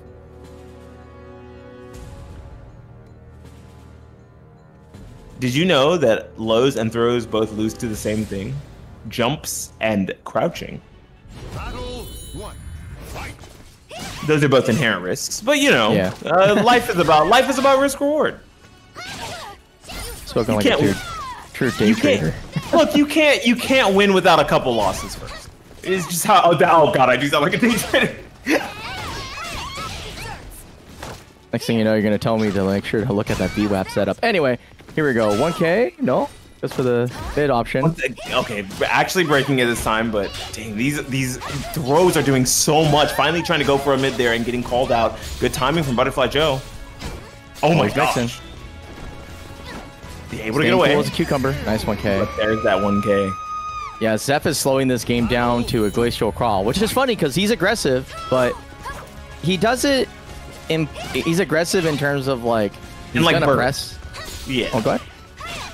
Like he'll do it in bursts where he takes his offense like this and then slowly there it goes. Boom, moves away, tries to goad an option out, takes his pressure again, boom, layers on another thing of offense. Boom, layers on another thing of offense, and then we see the slight back away after here. Doubles up. 9B, I see you. I see the cheese. I respect the fromage game plan. Oh, and a perfect. Yeah, Joe's momentum is draining rapidly. Zeph has put an end to the speed run. If he wins it now, it's going to be grueling. It's going to be slow. It's going to be an attrition war. Like there's no running away with this match anymore. Okay. Oh, no! Could have got a way bigger punish. Just wanting to immediately steal the turn back, going for the RE. Wants so badly to be able to close this out, but gonna have to play it patiently because this is not the kind of player who's gonna just let them run you over once they've started to catch your timing. Okay, small pokes left and right, keeping it really small. Oh my gosh. Better break. Double again. Double fronts. Okay, side steps out. Oh my gosh, I was gonna lose my fucking mind. He's okay, he's mixing. And that's a nice pickup. 2-2-B. is able to take it. Man, this is a match that like if you're like kind of newish or even if you're mid-level, watch how the game changes in terms of like the momentum, in terms of the timings. Really all Zeph did was adjust the timings of the match. It wasn't that like he changed his opponent's moveset. It changed the frequency in which they were being used by kind of sticking to his to his strong intuition.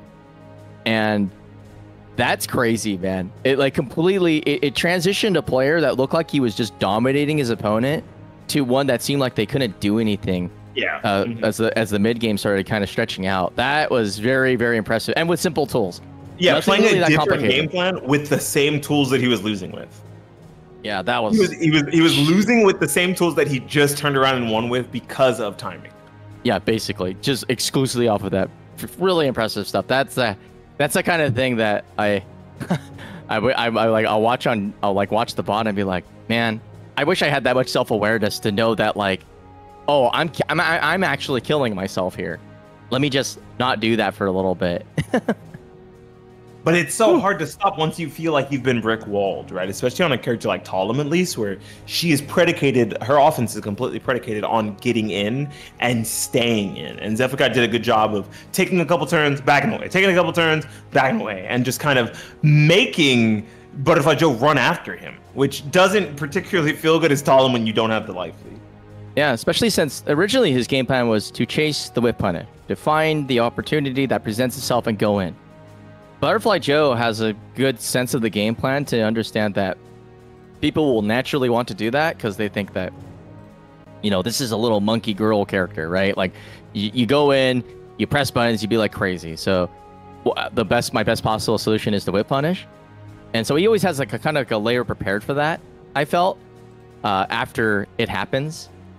But when it transitioned to my opponent literally doesn't want to continue engaging in offense after just doing a little bit of damage, it's weird. It's like, oh, that's kind of counterintuitive in a way. Especially how he played that last game. It was just like when he just kicked him like 3 times and then walked away, it was just like, oh yeah, nobody else does this, especially online. Yeah, he did 5kk, 5kk, 5k, and then just like backed up, and I was like, okay, where are you going, brother? Most people were like, oh, free turn, but in that context, it's like, no, wait, I don't know what he's doing. I don't get what he's doing. Shit. So yeah, really brilliant stuff. Definitely one of the most dangerous free turns you could think of, right? Like you're like, ooh, free turn, and then he smacks you in the face with a 6-6 So. Seasoned vet, as Malice said, because that is the mark of a good player, of a stout like veteran, being able to take the same tools you were just losing with, and just flip a couple timings or change the positioning of when you're going to use them, and completely turn a set around that looked hopeless for the first game. Yeah, no, it was kind of crazy. I was like, oh no, he's gonna get cooked, but then we saw slowly but surely. It's like, wait, the vibe is.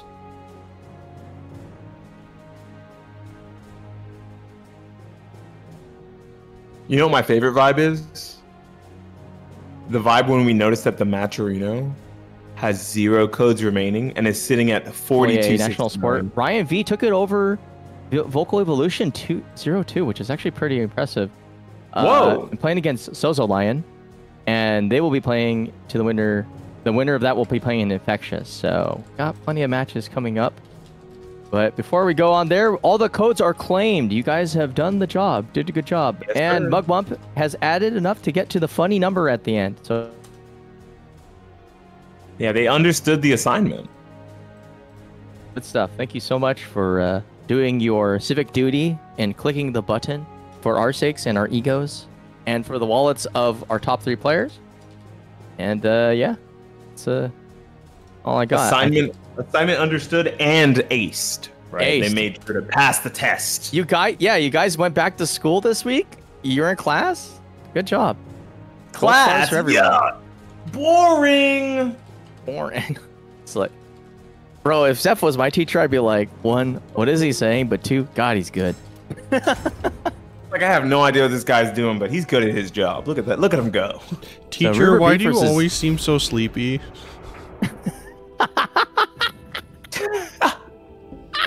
Welcome to the stage Buddy, of history retold. Oh man. Let's see. So yeah, RuberBeef and Xephukai coming off stream. I'm assuming they're getting a water break or doing whatever. In the meantime, I have really nothing other to glaze on other than I'm looking forward to playing Dawn of War Remastered tomorrow. For no other reason other than I love RTS. Oh, actually, I have a random question for anybody, since although I would imagine I could probably have the answer just by looking at Steam. Has anybody else played Endless Legend 2 demo? That game's fucking rad, dude. What a good The only thing I've played recently, other than my normal games, is the Battlefield 6 beta, and I am itching, waiting for the next one this weekend. I'm itching. Oh, is it good? Yeah, man. Other than, the fact that I was a medic around 7 other medics and no one picked me up. I mean, it was great. Yeah, I love getting shot and dying in like 3 shots. But the world is so big and beautiful and expansive. Yeah, it's great. I'm hey, Chuck, so what sad. Was your experience with Battlefield 6? I'm so sad. I can't assume it play was snipers galore. Oh yeah, I can't play Battlefield right now. Oh, Underwear PR with the $5. Appreciate it. Yeah, so you have to have secure boot, which. I hate to say it, but my computer has secure boot. I didn't even know my computer had secure boot. Well, secure boot's kind of like it's basically kind of mandatory for Windows 11. Because so hear me out, right? The reason why they ended up doing this thing, by they I mean Microsoft, is because it kind of has helped the cybersecurity component. It is a good thing, and like the reason I can't play is also because I'm technically running like outdated hardware versions, because my drive is apparently not running GPT. But oh yeah, yeah, and that's my main problem. So yeah, I have to reformat my C drive just to play Battlefield. Yeah, that ain't worth it, bro. Like we'll I mean, it will be. I just have to. Too. I just have to go through the process of backing up and then reformatting my drive. But yeah, screw that. We got Dawn of War to play. Format drives in the middle of this winners final. Yes. Ooh, let's go. RuberBeef and Zeph. This is gonna be fun. All right, bets I'm looking. are on. Well, it could be fun, but I got a bad feeling that RuberBeef will leverage the strength of his character, which is destroy all stepping, and then this game gets less fun. Yeah, I think if I made a SoulCalibur 6 tier list, I would put RuberBeef and Hilde and Zaz, and like they make you play 2D fighting game. I'd put them in their own tier. Like even though one of these characters is significantly stronger than the other, I believe that their game plans are so ubiquitous when it comes to kind of disrupting the flow of a 3D fighter. Yes, I agree. But here we go. Zeph's doing a good job. Oh, that was a nice crouch. Another one. Oh my gosh. Ooh. Okay, Zeph might still be in the mindset of fighting against Butterfly Joe, trying to just say, hey, look, you know statue blocking. Oh. What's the Oki here? Goes for the second throw. Yeah, another one. Forgive me.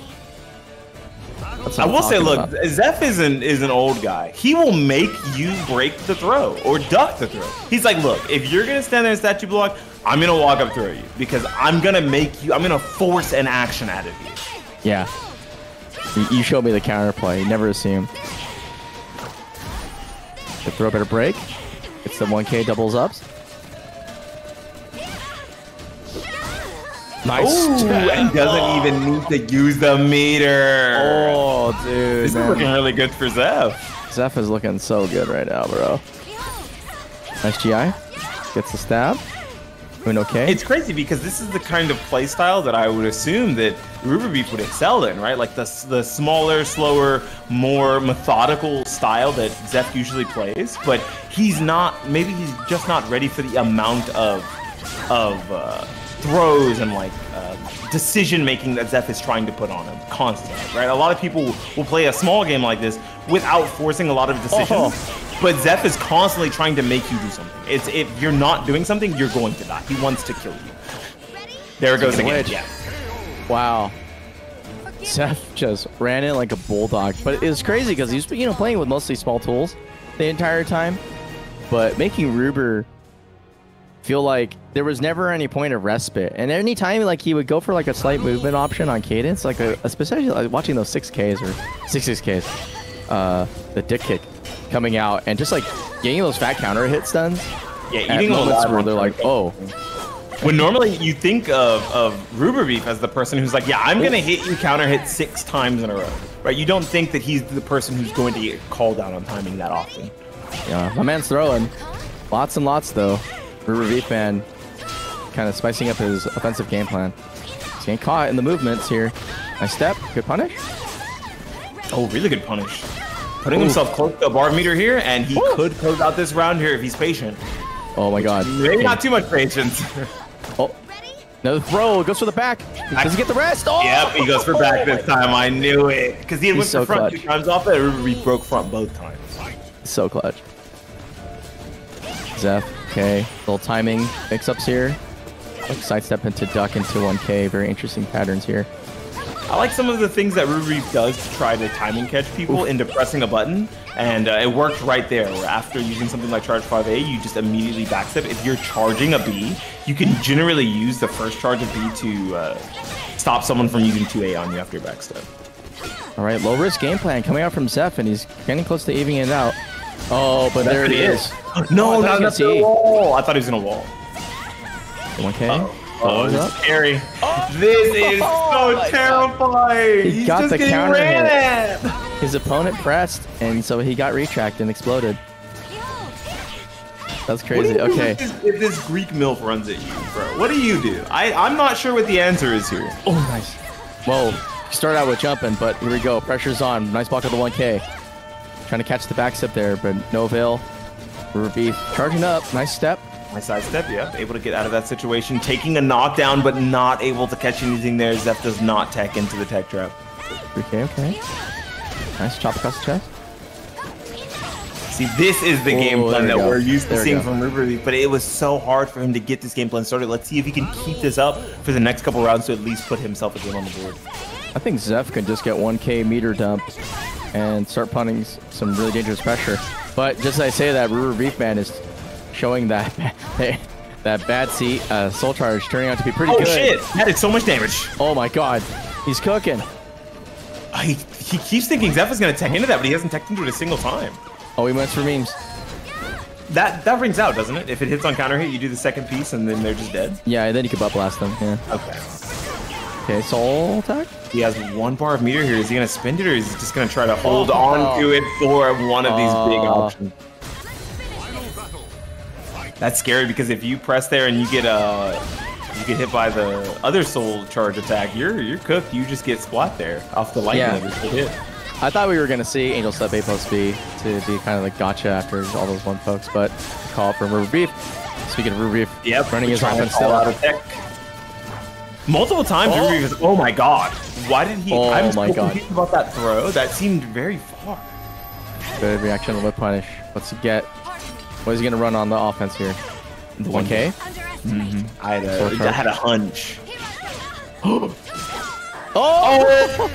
Calling him out again, trying to press a button. That's another counter, and you're just dead. It's crazy because the kind of the natural mix-up there has been established as 1K for so long that... well, it's weird because he's getting counter hits. So RuberBeefMan was looking to sidestep punish something. Probably yeah, he definitely just like a crouch.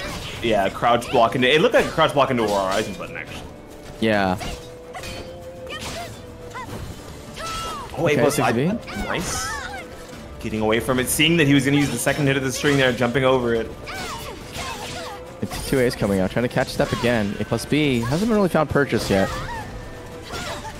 Yeah, I do like how close they're playing to each other here. There's not a lot of long-range decisions being made, but that's just because this close-range game from both these characters right now feels extremely impactful. Oh, narrowly whiffs it, but the shoulder able to take it. Holy free whole head. Was that off of an AA? Yeah, he called out an AK. Even better.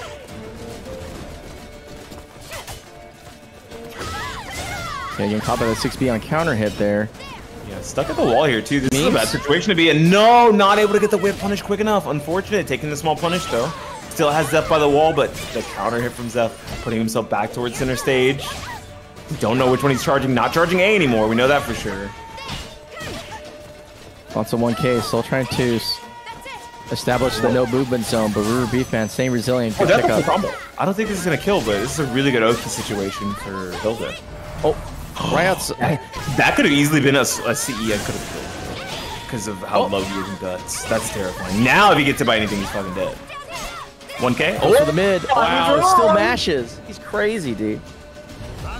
Like Xeph is nuts. I can't believe he mashed after that. Okay, gets past the GI there. RuberBeefMan seeming more aggressive here. Dang, trying to call out the step there. That was really good. Not letting him step into pressing an immediate button with that 1A. Oh, that was a huge flop, but it works out in his favor. I'm glad it worked, but I'm so confused.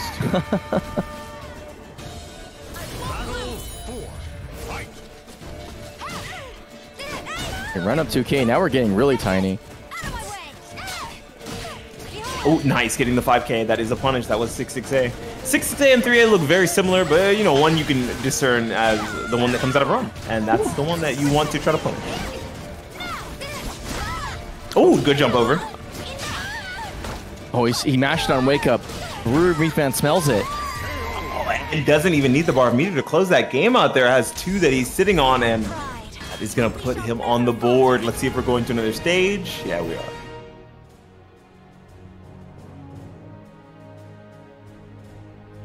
Welcome to the stage of history. Let's see where we're going. Oh, much better.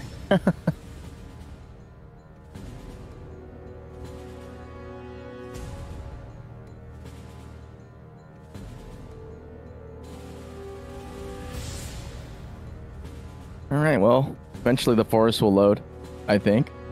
There it is.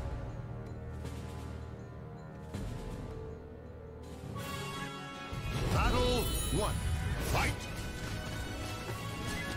Ride for space. Didn't want to press anything, either of them, for that first couple seconds of the round. Calling out the timing and getting the throw, too. Catching out Xephukai's movement.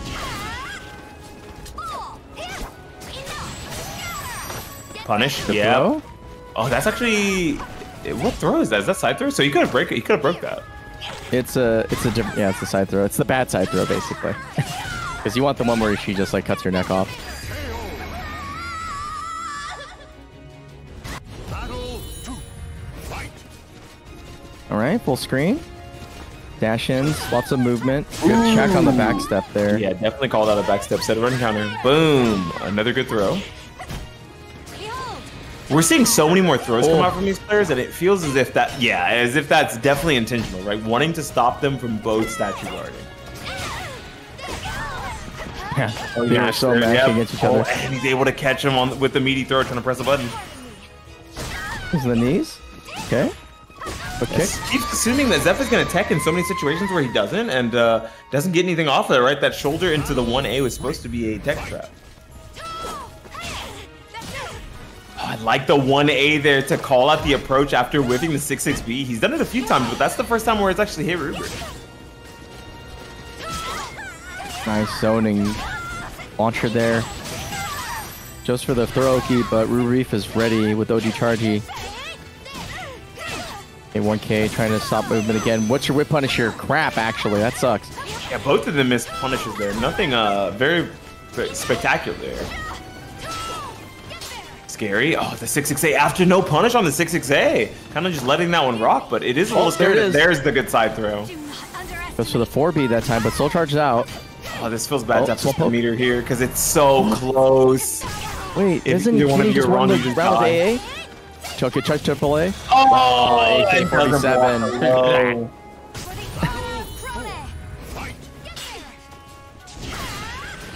Plus frames. Taking the charge 5A right after. Yeah, once again, another 6-6A into the 2A. 6-6B into the 2A. Oh! He's been waiting for that for a hot minute. He finally gets the 1K hold against the GI for the lethal. 6B gets nothing? Yeah, so many whip punishes just going on untaken, unfortunately. Okay.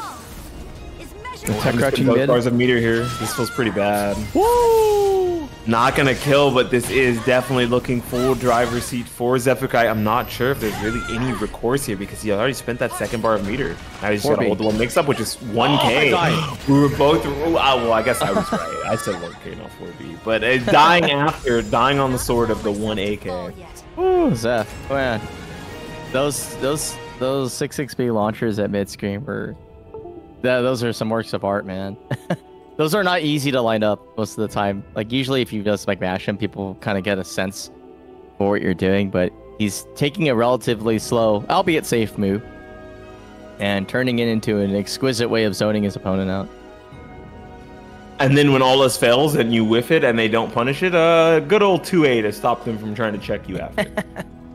Yeah, it was a little spaghetti there, but like not enough to ruin the dinner. I was surprised to not see that sequence like get punished or something because he had done it a few times, right? I'm surprised we didn't see RuberBeef walk up and jump the 2A for like big damage off of a 9K or something. I'm trying to think of what other options he was fielding at the moment. 3A because not 3A, 6-6A because he did 6-6B, 6-6A a couple times. I was like, oh okay, he's Zeph is freestyling right now, and it's working.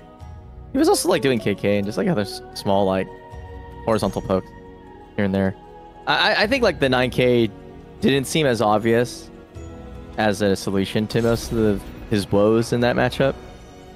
I think it was just really, I think the mental stack was mostly crowded by the idea of like, okay, he's kind of got my timing at the mid screen. This is a real problem because he's getting way more damage than I think is like acceptable, especially with it's Hilde, who's supposed to be the one who's in the control in that context most of the time.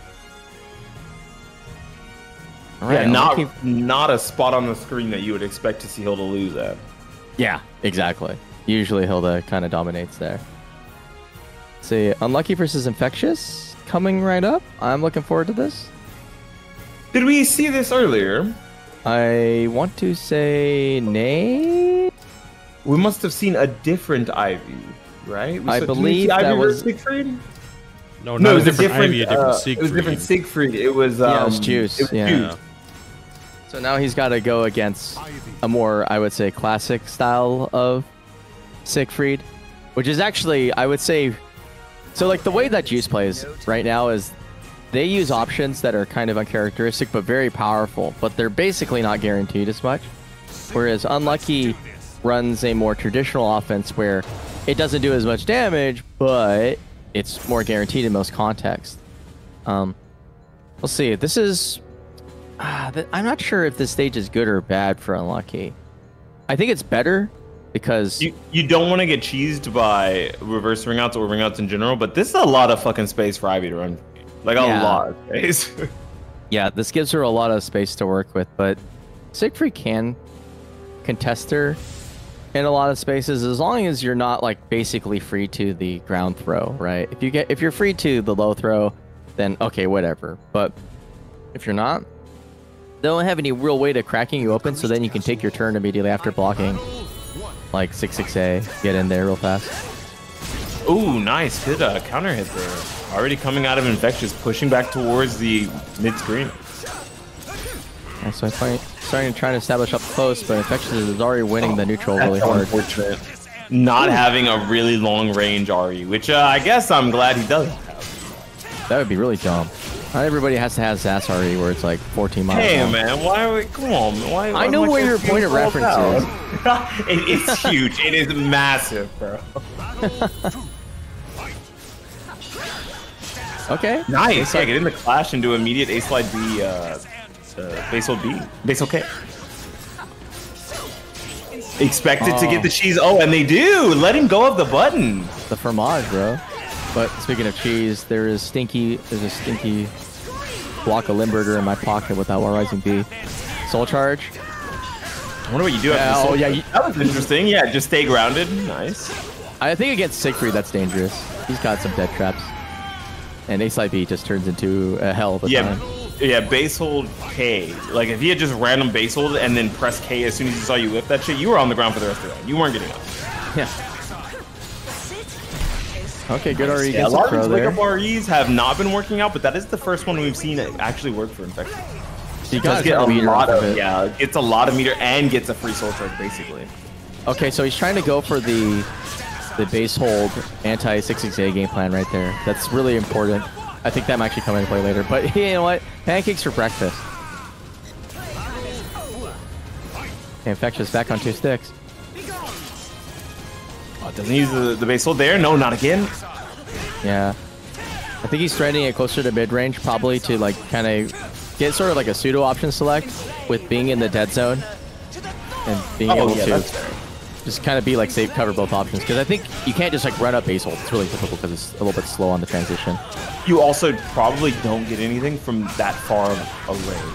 Yeah, exactly. Like very, very tip range. You might get, maybe you get like base hold K if you're in full charge. Okay. He's gonna send it. Do or die. Not using the G.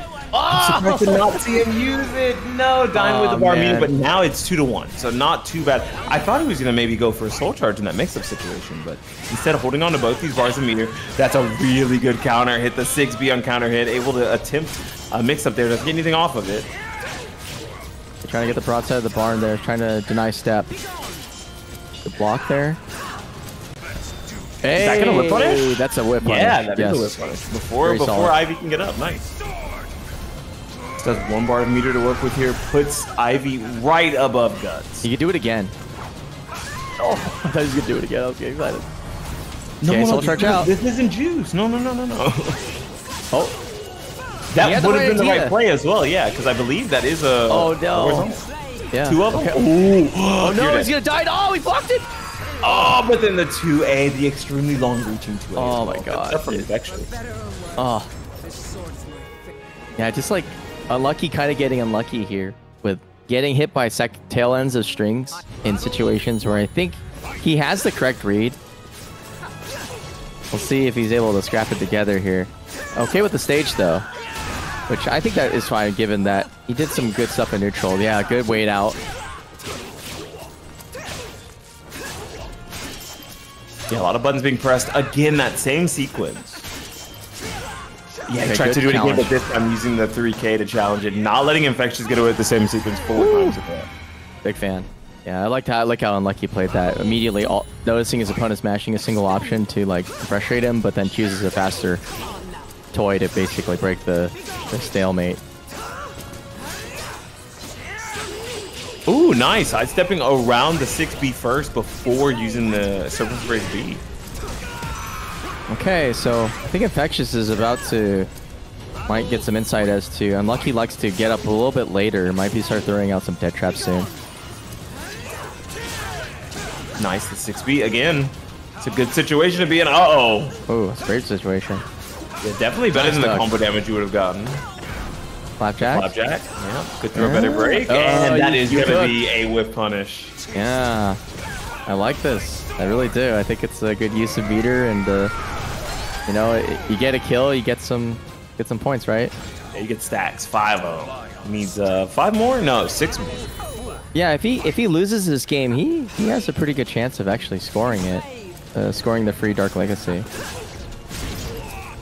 Ooh, that's the first time he's tried to press through it or move through it. He's bold as fuck for going for that. Like, that move, the Surfers of Praise BBB is like notoriously good at retracking. Only went for the A slide B and didn't even get to go into base hold before Infectious immediately sent that. He was so close again. He had the base hold ready for the follow-up on that 6-6K, and he doesn't get it. Oh, there's the dead zone. Yep. Didn't get much of a punish, though. Probably was hoping for more. Okay, big launch. Mix? Mix? Yeah, and able to block the mix, and that is actually going to kill 6BB. Yeah. 6BB. Okay, well, 2 sticks of butter and a free Dark Legacy if you land CE. You can turn a whip punishment into basically a game ender pretty soon. I believe you only get 5 stacks for super, no? Oh yeah, you only get 5. He can mind hand so after he it, needs one more. He needs I was like, he needs the 6A plus B after. Does he need it though? I don't know if you need the free Dark Legacy here. You still have 2 bars of meter. He could use I was like, he could use one on wake up right here, but instead rolling a little too far. Nice, finally gets it, and that's what I meant. That base hold is so good. Oh man, finally at long last he gets a base hold to land and gets paid big time for that. And that wasn't even a 6-6-8. Oh, that was a running 6-6-8. That was just the normal one. Okay, now he's bringing up, he's whipping it. Not disincentivized from using the lows either. Unlucky doing that fat Siegfried I1 momentum. Turned it, but losing it now. Yeah, that's 6BA.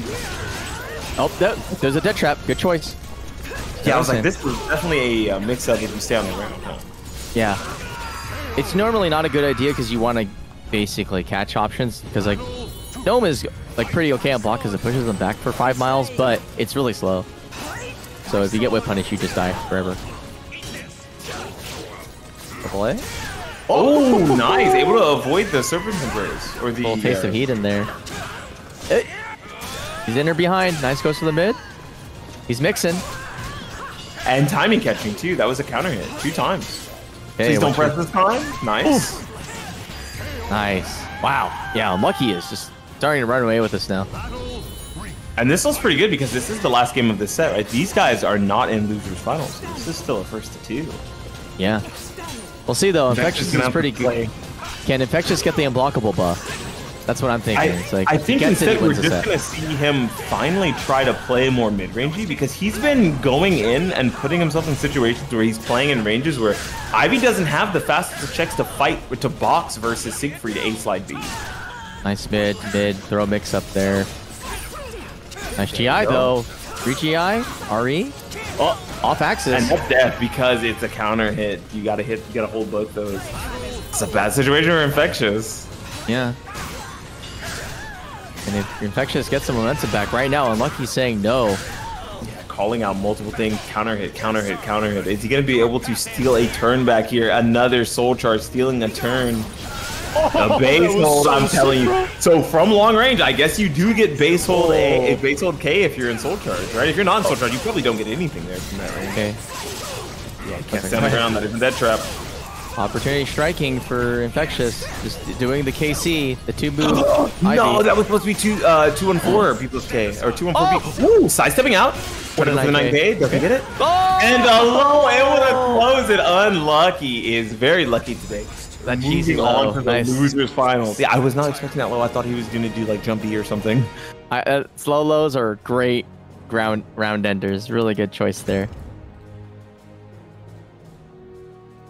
But it really felt like Infectious was fighting hard to bring that back, running at him, playing so extremely fast. But that's the space, that's that range where he was playing the whole game, and you cannot block Siegfried right there as Ivy. Like, it's probably not the best position to be in. But then he was disincentivizing him from playing from super long range with things like the base hold, finally working in that last game and using it very well, mixed with Soul Chart to get base hold K. You didn't hear that? Hear what? Oh, is that a perfect. cat? Wow, my mic settings are good. No, that was my phone falling on the floor. You dropped your phone? Yeah, it just fell off my desk. I guess I like accidentally elbowed my wire. Bro. All right. Is it Unlucky's time to vanquish RuberBeefMan? You know what I just realized? Because Unlucky won, do you know what that means? That means that was the end of Butterfly Joe's Cinderella story. Oh yeah. That I just thought about that right now. That just ended. That actually ended with Unlucky vanquishing Butterfly Joe previous game. And like they said in chat, Butterfly Joe was like, "Oh, at least I lost the top 3." True. That's a good position to be in. That was cool. That was good. Good run. Really, that was a really good time. But now we have Unlucky showing the power of a more classically trained Siegfried, which is cool. I'm a big fan of this. My sort of general question in this matchup is, can you actually use base hold against Charge A? Because if you can, that's hilarious. I doubt it. Normal move. It's a normal move. It doesn't count as anything other than a Hori mid. It doesn't have any special properties. You can use it for the non-break attack versions, yeah. Like that one, where it's just red, yeah. You can absolutely use it, because you can RE it too. So if you can RE it, you could definitely use a GI on it. Or not. My concern is that it's too slow of a transition to... Oh, maybe, yeah. You probably can't, like... You'd have to have the world's fattest read. It's not happening on like a win. Yeah. Like, hypothetically here, I guess, you would just, like, do it, and then you would just... Yeah, like that. Like, you just went into the base hold, right? Wow, that's crazy. Timing called him out, yeah. Trying to call out the timing of a potential charge by the... No, not even going for a punish. That's -12. Could have at least gotten the 5K first, but ducking under the throw attempt on the turnstile. All right, here we go. Okay, little kicks back and forth, back and back. Has the blue stuff, so big whip punish energy. Oh, careful. Yeah, using those 2Ks from range where he could have just easily got a whip punish by a charge by B. I thought he was going to explode into the full moon right there. I was just like, oh no. I still haven't even used A or B. I don't know which one he has charged. I think he has both. I'm fucking terrified. Okay, well. Shoulders. And it was walk up on the shoulder too first, right? So it looked very close to a throw, right? He did walk up, crouch, and then shoulder. Okay, double 1A, man. Okay, you're crazy, man. Ooh, the back flap attack into the immediate soul attack, able to get some frames here, but... You tried to stab. 2D, man, 2D. Ooh, rare combo? Frames, yep. Nice throw, better break. Oh, no! I think that's just death, isn't it? No! No. He's good, he's good. Far enough from the ring edge that you don't die there. Okay. Sidestepping, but not sidestepping. Oh my god, I'm freaking out, man. I'm freaking out. And that's going to be the first round to Unlucky. Dude, he's crazy, though. Like, just even to have the presence of mind to, like, step duck against his characters, it's so risky, dude. Oh, finally, someone texted into his deck trap. Well, okay, they are mashing on each other, but unfortunately, the character who's way better at this is Hilde. Hori. She's charging B. Yeah, they were charging B. He's usually charging both buttons. I saw a couple 2As. I think they did 2A, 1A. So I was like, oh yeah, they're not charging anymore. Wow. Yeah, I forget the trick. Yeah, the way you can technically charge both at the same time, and then you do like a button movement to kind of switch into which one you need in any situation. It's kind of complicated. I love boxers. It's my favorite. That's called the boxer archetype. Pressing into that second hit. Yep. It happens. Like, you think about doing anything else, it's bad unblockable. All right, A slide B, the game goes for the mid finally. Oh, nice. Moving around. Oh, I could just kill here. No, not enough. So close, but still has the Dark Legacy too. Gonna get one more mix up here. Oh my god, what happened? Did he step up? Out of all the things, the tiny He Did he backstepped. step? But it didn't say run counter. God damn, dude, you got cooked. What? Oh, that's so unfortunate. Oh, that's so funny. Poor man. Truly unlucky. He gets the 60. Chopping the legs off. He's in there. He's going for the mids. Keeping it mids. Only mids. Yeah, another one. Ending it with the mid too. Very good stuff. I like the looping offensive pressure he did. They're not really giving RuberBeef a chance to steal a turn back. Had to just block something out and take their turn after. The trace B. Oh, no! Nice. Once again, not going for that 5K instead. You choosing to go for something like the throw. Something just a little too slow for that. Okay, goes out. Actually, Blocks it out.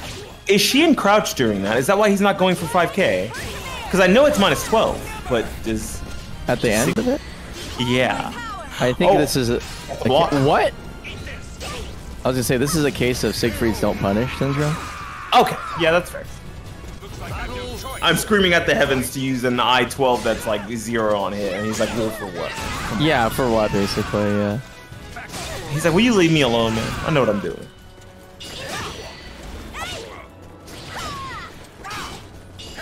AJ, oh, good sidestep, good throw. Give it the pressure. RuberBeef now switching to up close and personal. I like that. Using a lot of those 9Ks with the follow-up to, I'm sorry, 1Ks with the follow-up to force Unlucky to get up there, not letting him just stay crouching. But RuberBeef's gonna go up 2-0 here. Actually led to that specific situation there where he caught the wake up with 668 plus B and got the follow-up for the kill. Good conditioning. Come with me. I have many.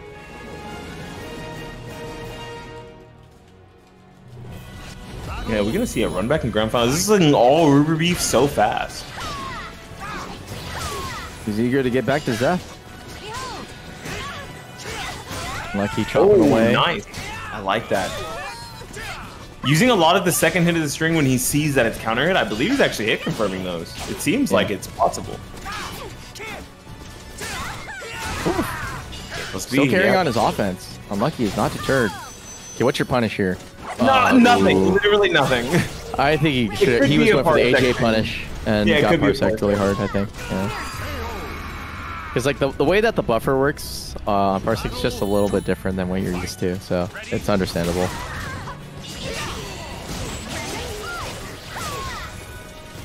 Okay, he's coming back in. Getting those 1As, checking those legs, half health. Going for the delayed mix-up. Really wants him to finally block low. Like instead of trying to condition with throws to make him block low, just hitting him with these big chunky lows. One, because they beat Dark Legs, and two, because you need to press a button against me. And he's like, you're not pressing a button, you're not ducking these lows, you're not doing something, you're not taking action about them. I'll just die to them, I guess. Pop, okay. Oh, that's big damage here. Is he gonna go for the tech trap? Again, trying to go for the tech trap, the Akumi trap that would have relaunched.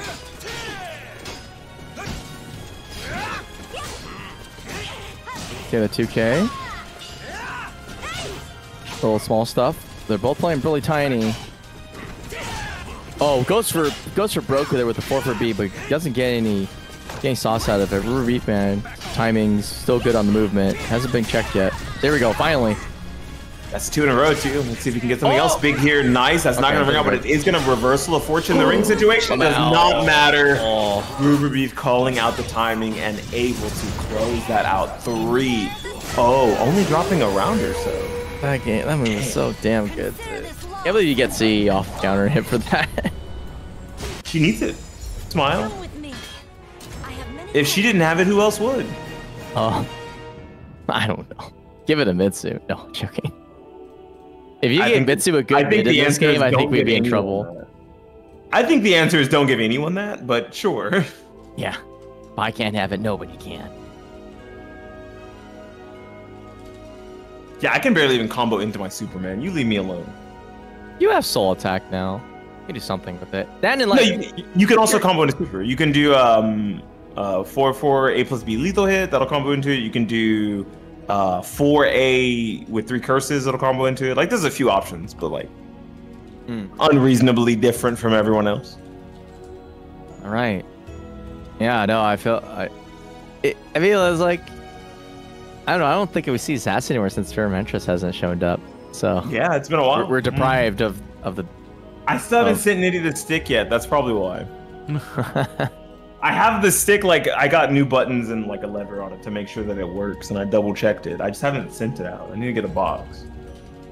No, when it happens, it happens. I'm not sure if I'm pretty sure people at Brad could be like, oh please, I don't want to play against Nitty again. He's just going to press on me. They're gonna intercept the package to make sure he doesn't get it. Yeah, they're gonna jack that shit before it lands. Oh man, I miss Nitty. Lands.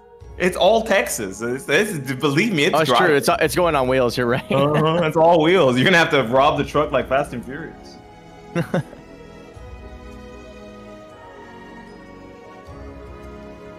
Wait, Epicurious posted a video about toast. Damn, now I have to watch it.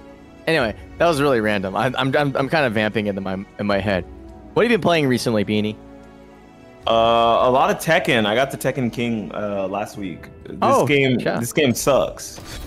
You play Leroy, Not right? this game. Yeah, I play Leroy. Yeah. I'm a big fan of good neutral tools and funny mix-up options that make it feel like you're playing a 2D fighter. Because he has enough things to keep you wanting to not step, that you're forced to hold mix-ups off of his plus frames, like sidestep 1+2 and sidestep 3+4. I don't know why they gave him a sidestep high, that's plus, and a sidestep mid, that's plus. Sure, but I'll take it. And one loops back into stance, smiley face. Like, yeah, I feel like they want the characters to pilot themselves. I mean, that's kind of been the general consensus, right? So they want to get people to feel empowered by their character, mostly to help players, I guess, ease into the fantasy of being a strong Tekken player. But I guess what's funny about Tekken is that Tekken is everything but that. Yeah, I was like, it doesn't even work. Yeah. But anyway, enough shitting on Tekken. We have SoulCalibur 6, the alleged reason why Tekken 8 is bad, as they say. But with Xephukai and RuberBeef, I think it'll be pretty safe to say that we're going to see nothing problematic outside of maybe Charge 5A being too good. Hey, wait a minute, hold on. She's got a whole other move that's basically unblockable. Come on. All right. So Holy, I've never seen RuberBeef start off so aggressive. He's hot right now. Zeph's been on the Zeph's in the fridge for a couple of seconds. Oh yeah! Wow! Ooh, still zoning with 6's B at the get-go.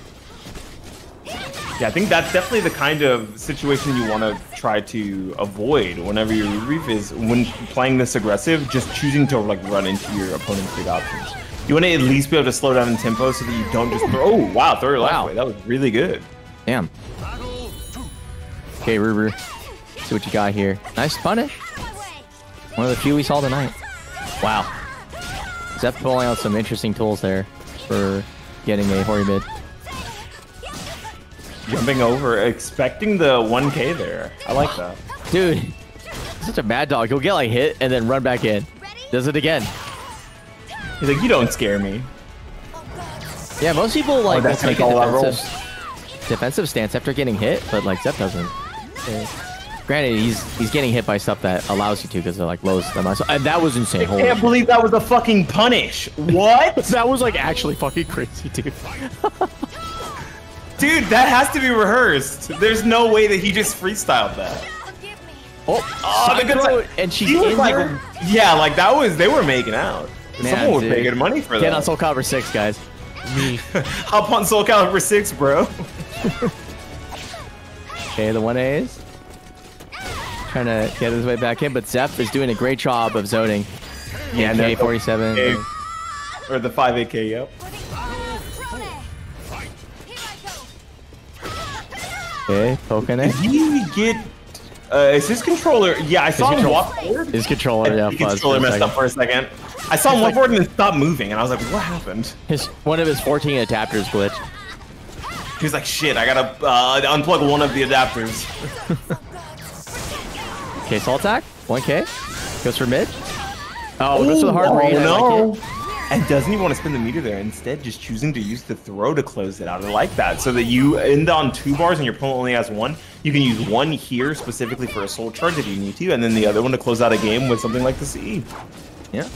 I like the potential for the meter management, but it doesn't always work out the way we want it to, right? Especially if your opponent pressures you early like that, you might end up having to use 2 soul charges. Oh, why was he charging that for so long? Was he expecting Zeph to be defensive? Yeah, he's expecting Zeph to stay on the ground for a kind of like a dead trap wake up setup. Okay. I respect the idea. Oh, good throw though. He's dead. And that is I that. like. Oh, what? Whoa, that he had nothing. He had literally no life. Excuse me, he was alive? What?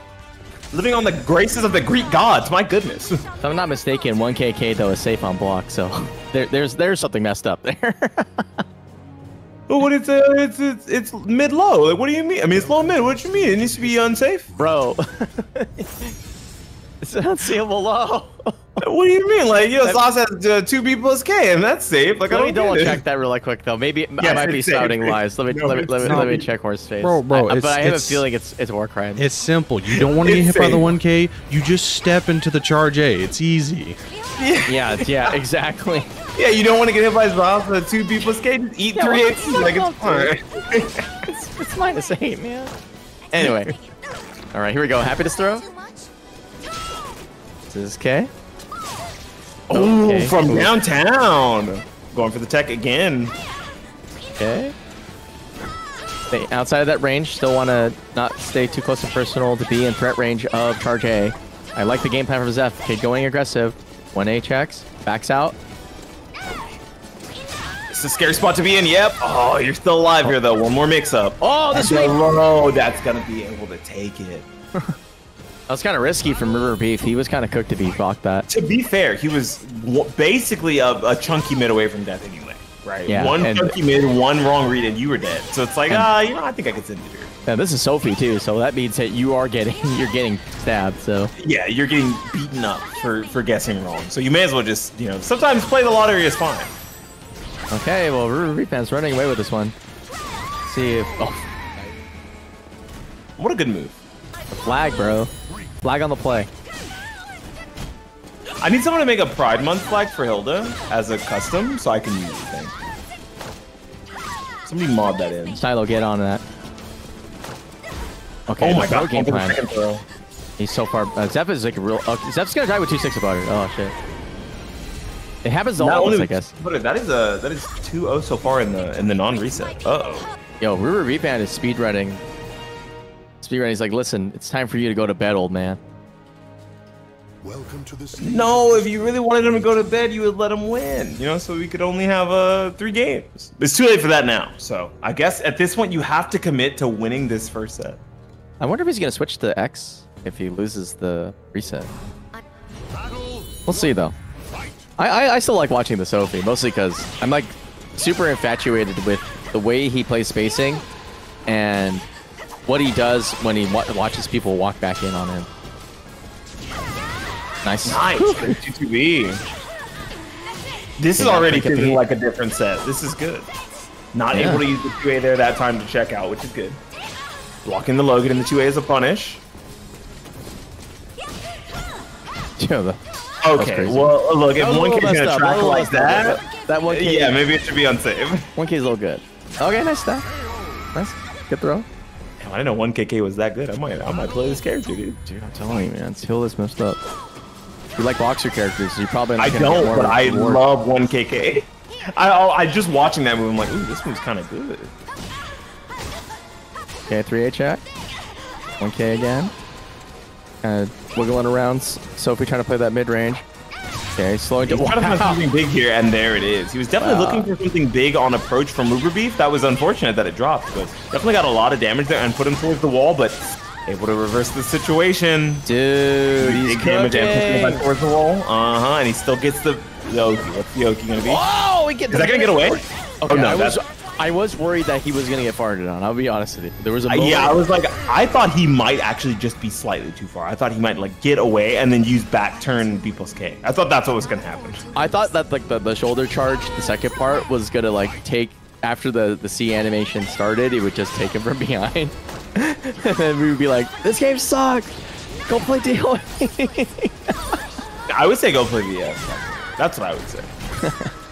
I'm playing all of them, so we'll go there. Anyway, enough about me. Here we go. RuberBeef up a solid 50% chunk.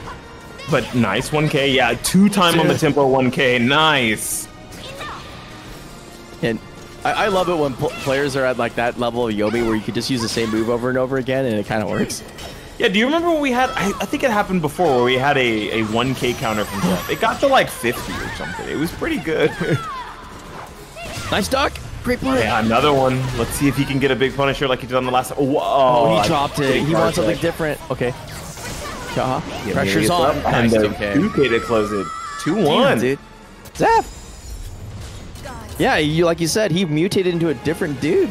Like, Yeah, this feels like a completely different set from those first 2 games. But maybe it was just that he needed to warm back up and reacclimate to the new speed that RuberBeefMan is trying to play at. Because this is not the same speed we saw from RuberBeef during Winners Finals either. Both of these players are playing significantly. It feels as their power level for the set is going up, both of them are getting more aggressive. Like, this is just turning into like Super Saiyan 3 for both of them or something. yeah. They're getting that big eyebrow ridge. Oh, the big eyebrow ridge, but no eyebrows? Yeah, true. Yeah. Ew. Ew.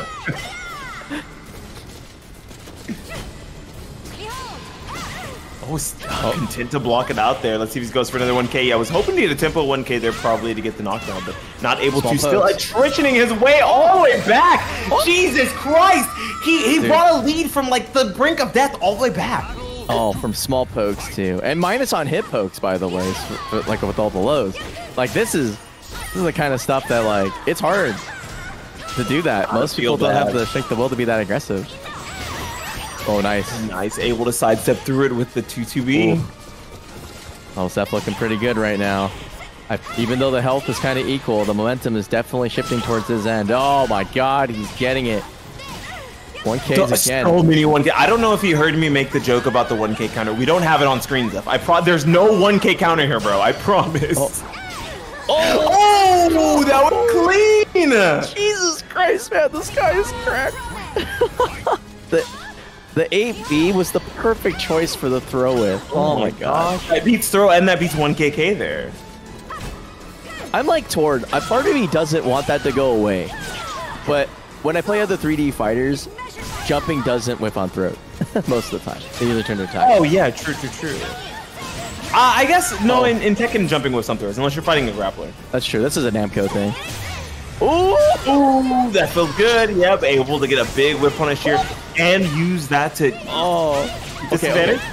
Oh, not getting a bigger punish. Back in the driver's seat. He's got that small. It doesn't matter here. Wants to just keep advantage, but could easily get side thrown. Instead, getting hit by the 6-6B. Dude, throw break into immediate 6-6B is the most unhinged shit I've ever seen. Most that almost do not feels take like a move that slow. Pressing it at the same time. Like he was doing the throw, and as the throw was coming out, if he broke, he was like already mashing 6-6B. God, dude, because you're not like, I think you're neutral, right? On break. The throw break, yes. Yeah, so that means that you're expecting your opponent to not only run in but also attack. That's what a call out, man. That's that kind of killer instinct kind of shit that makes Steph one of the best, dude. Oh. Okay. Big whip punishes here so far from RuberBeef already. Oh, calling out the timing once again, another counter hit. Just he makes 6-6B seem like the best move in the game, but I'm telling you, it takes a lot of setup to get to when people run into it. Okay, 1K check. Cancel. Oh! Whoa! A call catching the jump. Excuse me? And going that was so sick. Okay, he's back in business. Oh, what a GI! Dude, he's just kicking. He's not stopping. Does he have a mix here? Okay. And able to beat the 1AK. I mean the 5AK, because that's exactly what he was gonna go for, was the 5AK to try to close that out there. That was so smart from RuberBeef. That was the exact choice that covers most of the options you're going to be worried about there. This set is so fucking good. Oh, this game's fucking rad, man. Oh, it's so good. All right, 6. Again, I don't think that was counter hit, but it still worked out pretty well. Staying in crouch the whole time, holding that. Oh my gosh. Punish. Yep, the 5KK. Nice. Okay. Oh, what's outside of the range? What's crazy is that throw was definitely the wrong throw to break because he gave you all the stage in the world if you just got hit by it. He still broke back there. Oh my gosh. Okay, what's your punish? Oh no! Big punish whip. What a throw! The zoning throw, really good stuff from Xephukai. Dude, the zoning back throw. on the round. Battle 3. Fight. I missed that, by the way. I've been playing a lot of games where strike always beats throw. Beats throw, yeah. Yeah, and being able to throw, catching something mid is like, oh, brings a tear to my eye, man. I miss that shit so much. Oh, calling out the timing. That was a backstep into immediate button, and RuberBeef was just getting caught 2, 3, 4 times in a row. Finally able to press something there, and there's another 1K. This dude is so fucking aggressive, Wants to man. go to sleep. He is I tired. feel like- He wants to take his $40 and go to sleep. God, dude, this shit is crazy, man. This is such a treat. Seeing Zeph play at like the old way he plays, where he's just always pressing, it's just fucking magic, dude. I love this shit. Oh, Alright, no, BB. blame on that. That was a 6-6A, not a 3A. Oh, slide in. Baseball. This was the 1K. Keep it a small. Dick kick. Had to walk off the wall there first before trying to initiate anymore. I like it. Yep. Yeah, Okay. gonna be able to take some advantage here, but now they're back to mid screen. You had him at the It's wall. danger. Not dead yet, but very close. 1K, not even. Instead, Alright, trying to go for the run alright. of 4B. It's Ruber's time to shine. Can he do it? Can he get the reset? Throw break. 6-8. No punish, but he No, gets the put him on throw. the 6-8, and there's the 1K Xephukai taking Wednesday Night Fight this week. Goodness gracious, what a set. Oh, the tension was too high, man. He couldn't keep it together at that one moment to get the block punish. Or he got Parsec, either or. Shit was crazy. What a set. Oh. That is the mark of a SoulCalibur veteran. And that's because those first few games, he looked like he wasn't even playing the game anymore. Wow, that was so cool. Just seeing like patient Zeph transition to psychotic Zeph that never stops pressing was so cool, man. Yeah, someone took him off his antipsychotic medications after the first 2 games. They said, "Give me that bottle. Don't take those. Flush them down the toilet." That's what, like, it's funny because I kind of run this line, but I still remember long time ago on Twitter, he was like, I don't know why people think I'm like a defensive player, man. I'm not defensive. And at the time, it was basically because like nobody knew how to play like basic defense. So we had that kind of like, I would say assumption / way of saying it.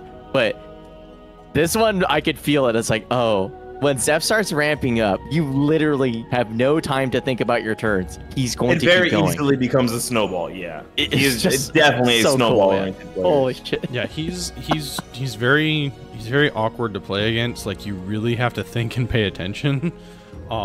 I mean, RuberBeef's also kind of like the same. They both have very similar tendencies in that they're really good at rotating their options and keeping you on your toes and like paying attention to your timings and making you have to really focus and think about every action you want to make and exactly when you want to do it, because they will just fucking murder you as soon as you make a mistake. What a good WNF and what a good grand finals. that Oh was sick. man. I'm glad was that dope. happened. You know what else is cool about it is that I'm going to upload it to my YouTube tomorrow, and you can watch it again. Yes. I actually want to see that shit tomorrow. Yeah, I feel like there's a lot of like in-depth stuff that like you could pause and talk about for like 2 or 3 minutes between each play. But it was happening so fast that like you don't have time for it all sometimes. Yeah, no, that's what's so kind of fascinating about this game is that, I mean, like almost all 3D fighters are like that. They're so decision-making dense, and pressure switches back and forth so quickly that it's hard to actually get a time to be like, you know, blah, blah, blah, blah, blah, analysis. Yeah. Unless you have like a CE to like sit there, but usually we don't like have time to like, because like usually CEs are resulting from, I would say like pretty like, I guess like regular reads, so to speak. So usually we're just like stuck in awe. We're like, like this is crazy. But yeah, that was sick. Great tournament. Good job to everybody who joined. You know, shout outs to Unlucky for getting deep, but also Butterfly Joe for showing the power. Yeah, almost the Cinderella story. What a good run from Butterfly Joe. Yeah. No, this was another famous example of WNF just being the online major that shows up every weekly, dude, where you just have like 6 of the top players from like around the world, like worldwide class players, just casually in your weekly bracket that you have to survive against. And that was only for like $45, by the way. Like, there's not even a lot of money on the line. They're doing it for the love of the game, man. They're doing it because that's what I love about this game. Yeah, they're doing it because this game is just fucking sick.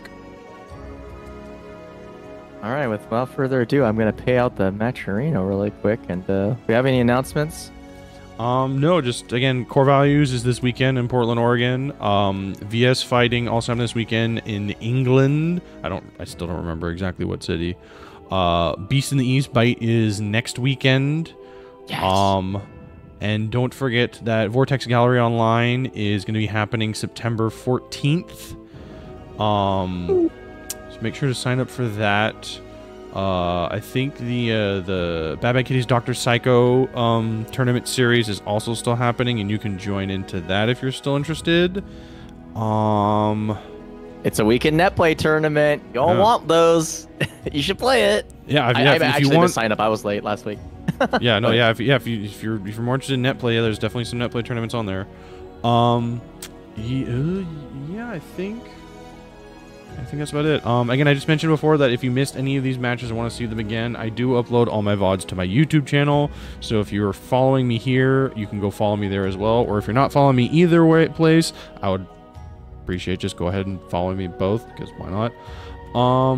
Shouts out to everyone who donated the match in Reno. Thanks everyone for coming out to play. Thank you to my commentators, Konmai and Beanie Thuggish. Very welcome. Also, shout out to Juice for killing Incendiate and Boosters. What the fuck? What a universe we're in right now. Oh, that's a match we did not get to see because I was in losers. Yep. Yeah. All right. No, I got nothing. So, keep playing the games that you like, and even the games you don't like. That's what I'm learning.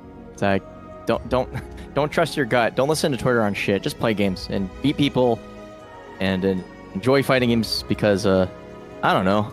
They're all kind of good. Games are yeah, fighting games are good. Like, even the games I had weird presuppositions about turn out to have like a certain beauty to them that really, I think, rounds out the experience in a fun way. I mean, I guess like, to get out of my soapbox, I'm playing DOA 6 because my friend literally just likes the game, and we have no other really way of bonding because otherwise I have to play COD, and I'm like, fuck that, I'll play a fighting game. So I literally crashed out for 5 days in a row because the game was making me that angry. I was actually like, I slammed my stick at least like 7 times. Like, it was crazy. But with the coaching of Lord Xavier and just the support of pretty much everybody who surrounded me in that game, I've come to respect that game in a way that I would not have if I just kind of stuck to, other people's kind of, like, I would say, like, drive-by analysis, which is mostly negative because, unfortunately, that game is the core values game, right? It's kind of been dogged by Mr. Wizard's shitty legacy. But I have to say, the game is fucking hard in a cool way. So, mad respect to DOA 6, and shout outs to Bia for being the person that I know, and actually in Dragonfly, for being kind of like cross-pollinators. I think if we really, in times like this where the games are all slow and we're waiting for like the next big one to come out, if you're really, really, really bored and you want to like kind of reach across the aisle, Soda Play 2, this is the kind of time where you can build friendships and relationships in games that will basically almost guarantee that you will have a really fun group of people to play with when the new big game comes out. Because I think with Tekken 8 being kind of not the game we all wanted it to be right now, VF6 is kind of looking like that. And it would be dope if all the 3D games kind of came in to power that one, because that one, they'll support it, right? It'll be built for angry Japanese men, but it's going to be a fucking great time. So anyway, that's my spiel on that shit. Long story short, fighting games are beautiful, and play as many of them as you can and want to. Yes. Also, fighting games are really hard and they fucking suck. Yeah, agree. That's the best part. They definitely. The duality of fighting games, bro. All right. Thanks everyone for another great week of WNF. We'll be back next week with more. If you're interested in joining, you can follow me on various socials. You can join the Discord where we can get you set up and be good to go. I'm gonna go raid Guildhouse. They're finishing up their Guilty Gear Strive bracket and then into their Smash. So yeah, if you want more, just make sure to sign up next week. Thanks everyone. Have a great rest of your night, rest of your week. Stay safe, be kind, and bye-bye.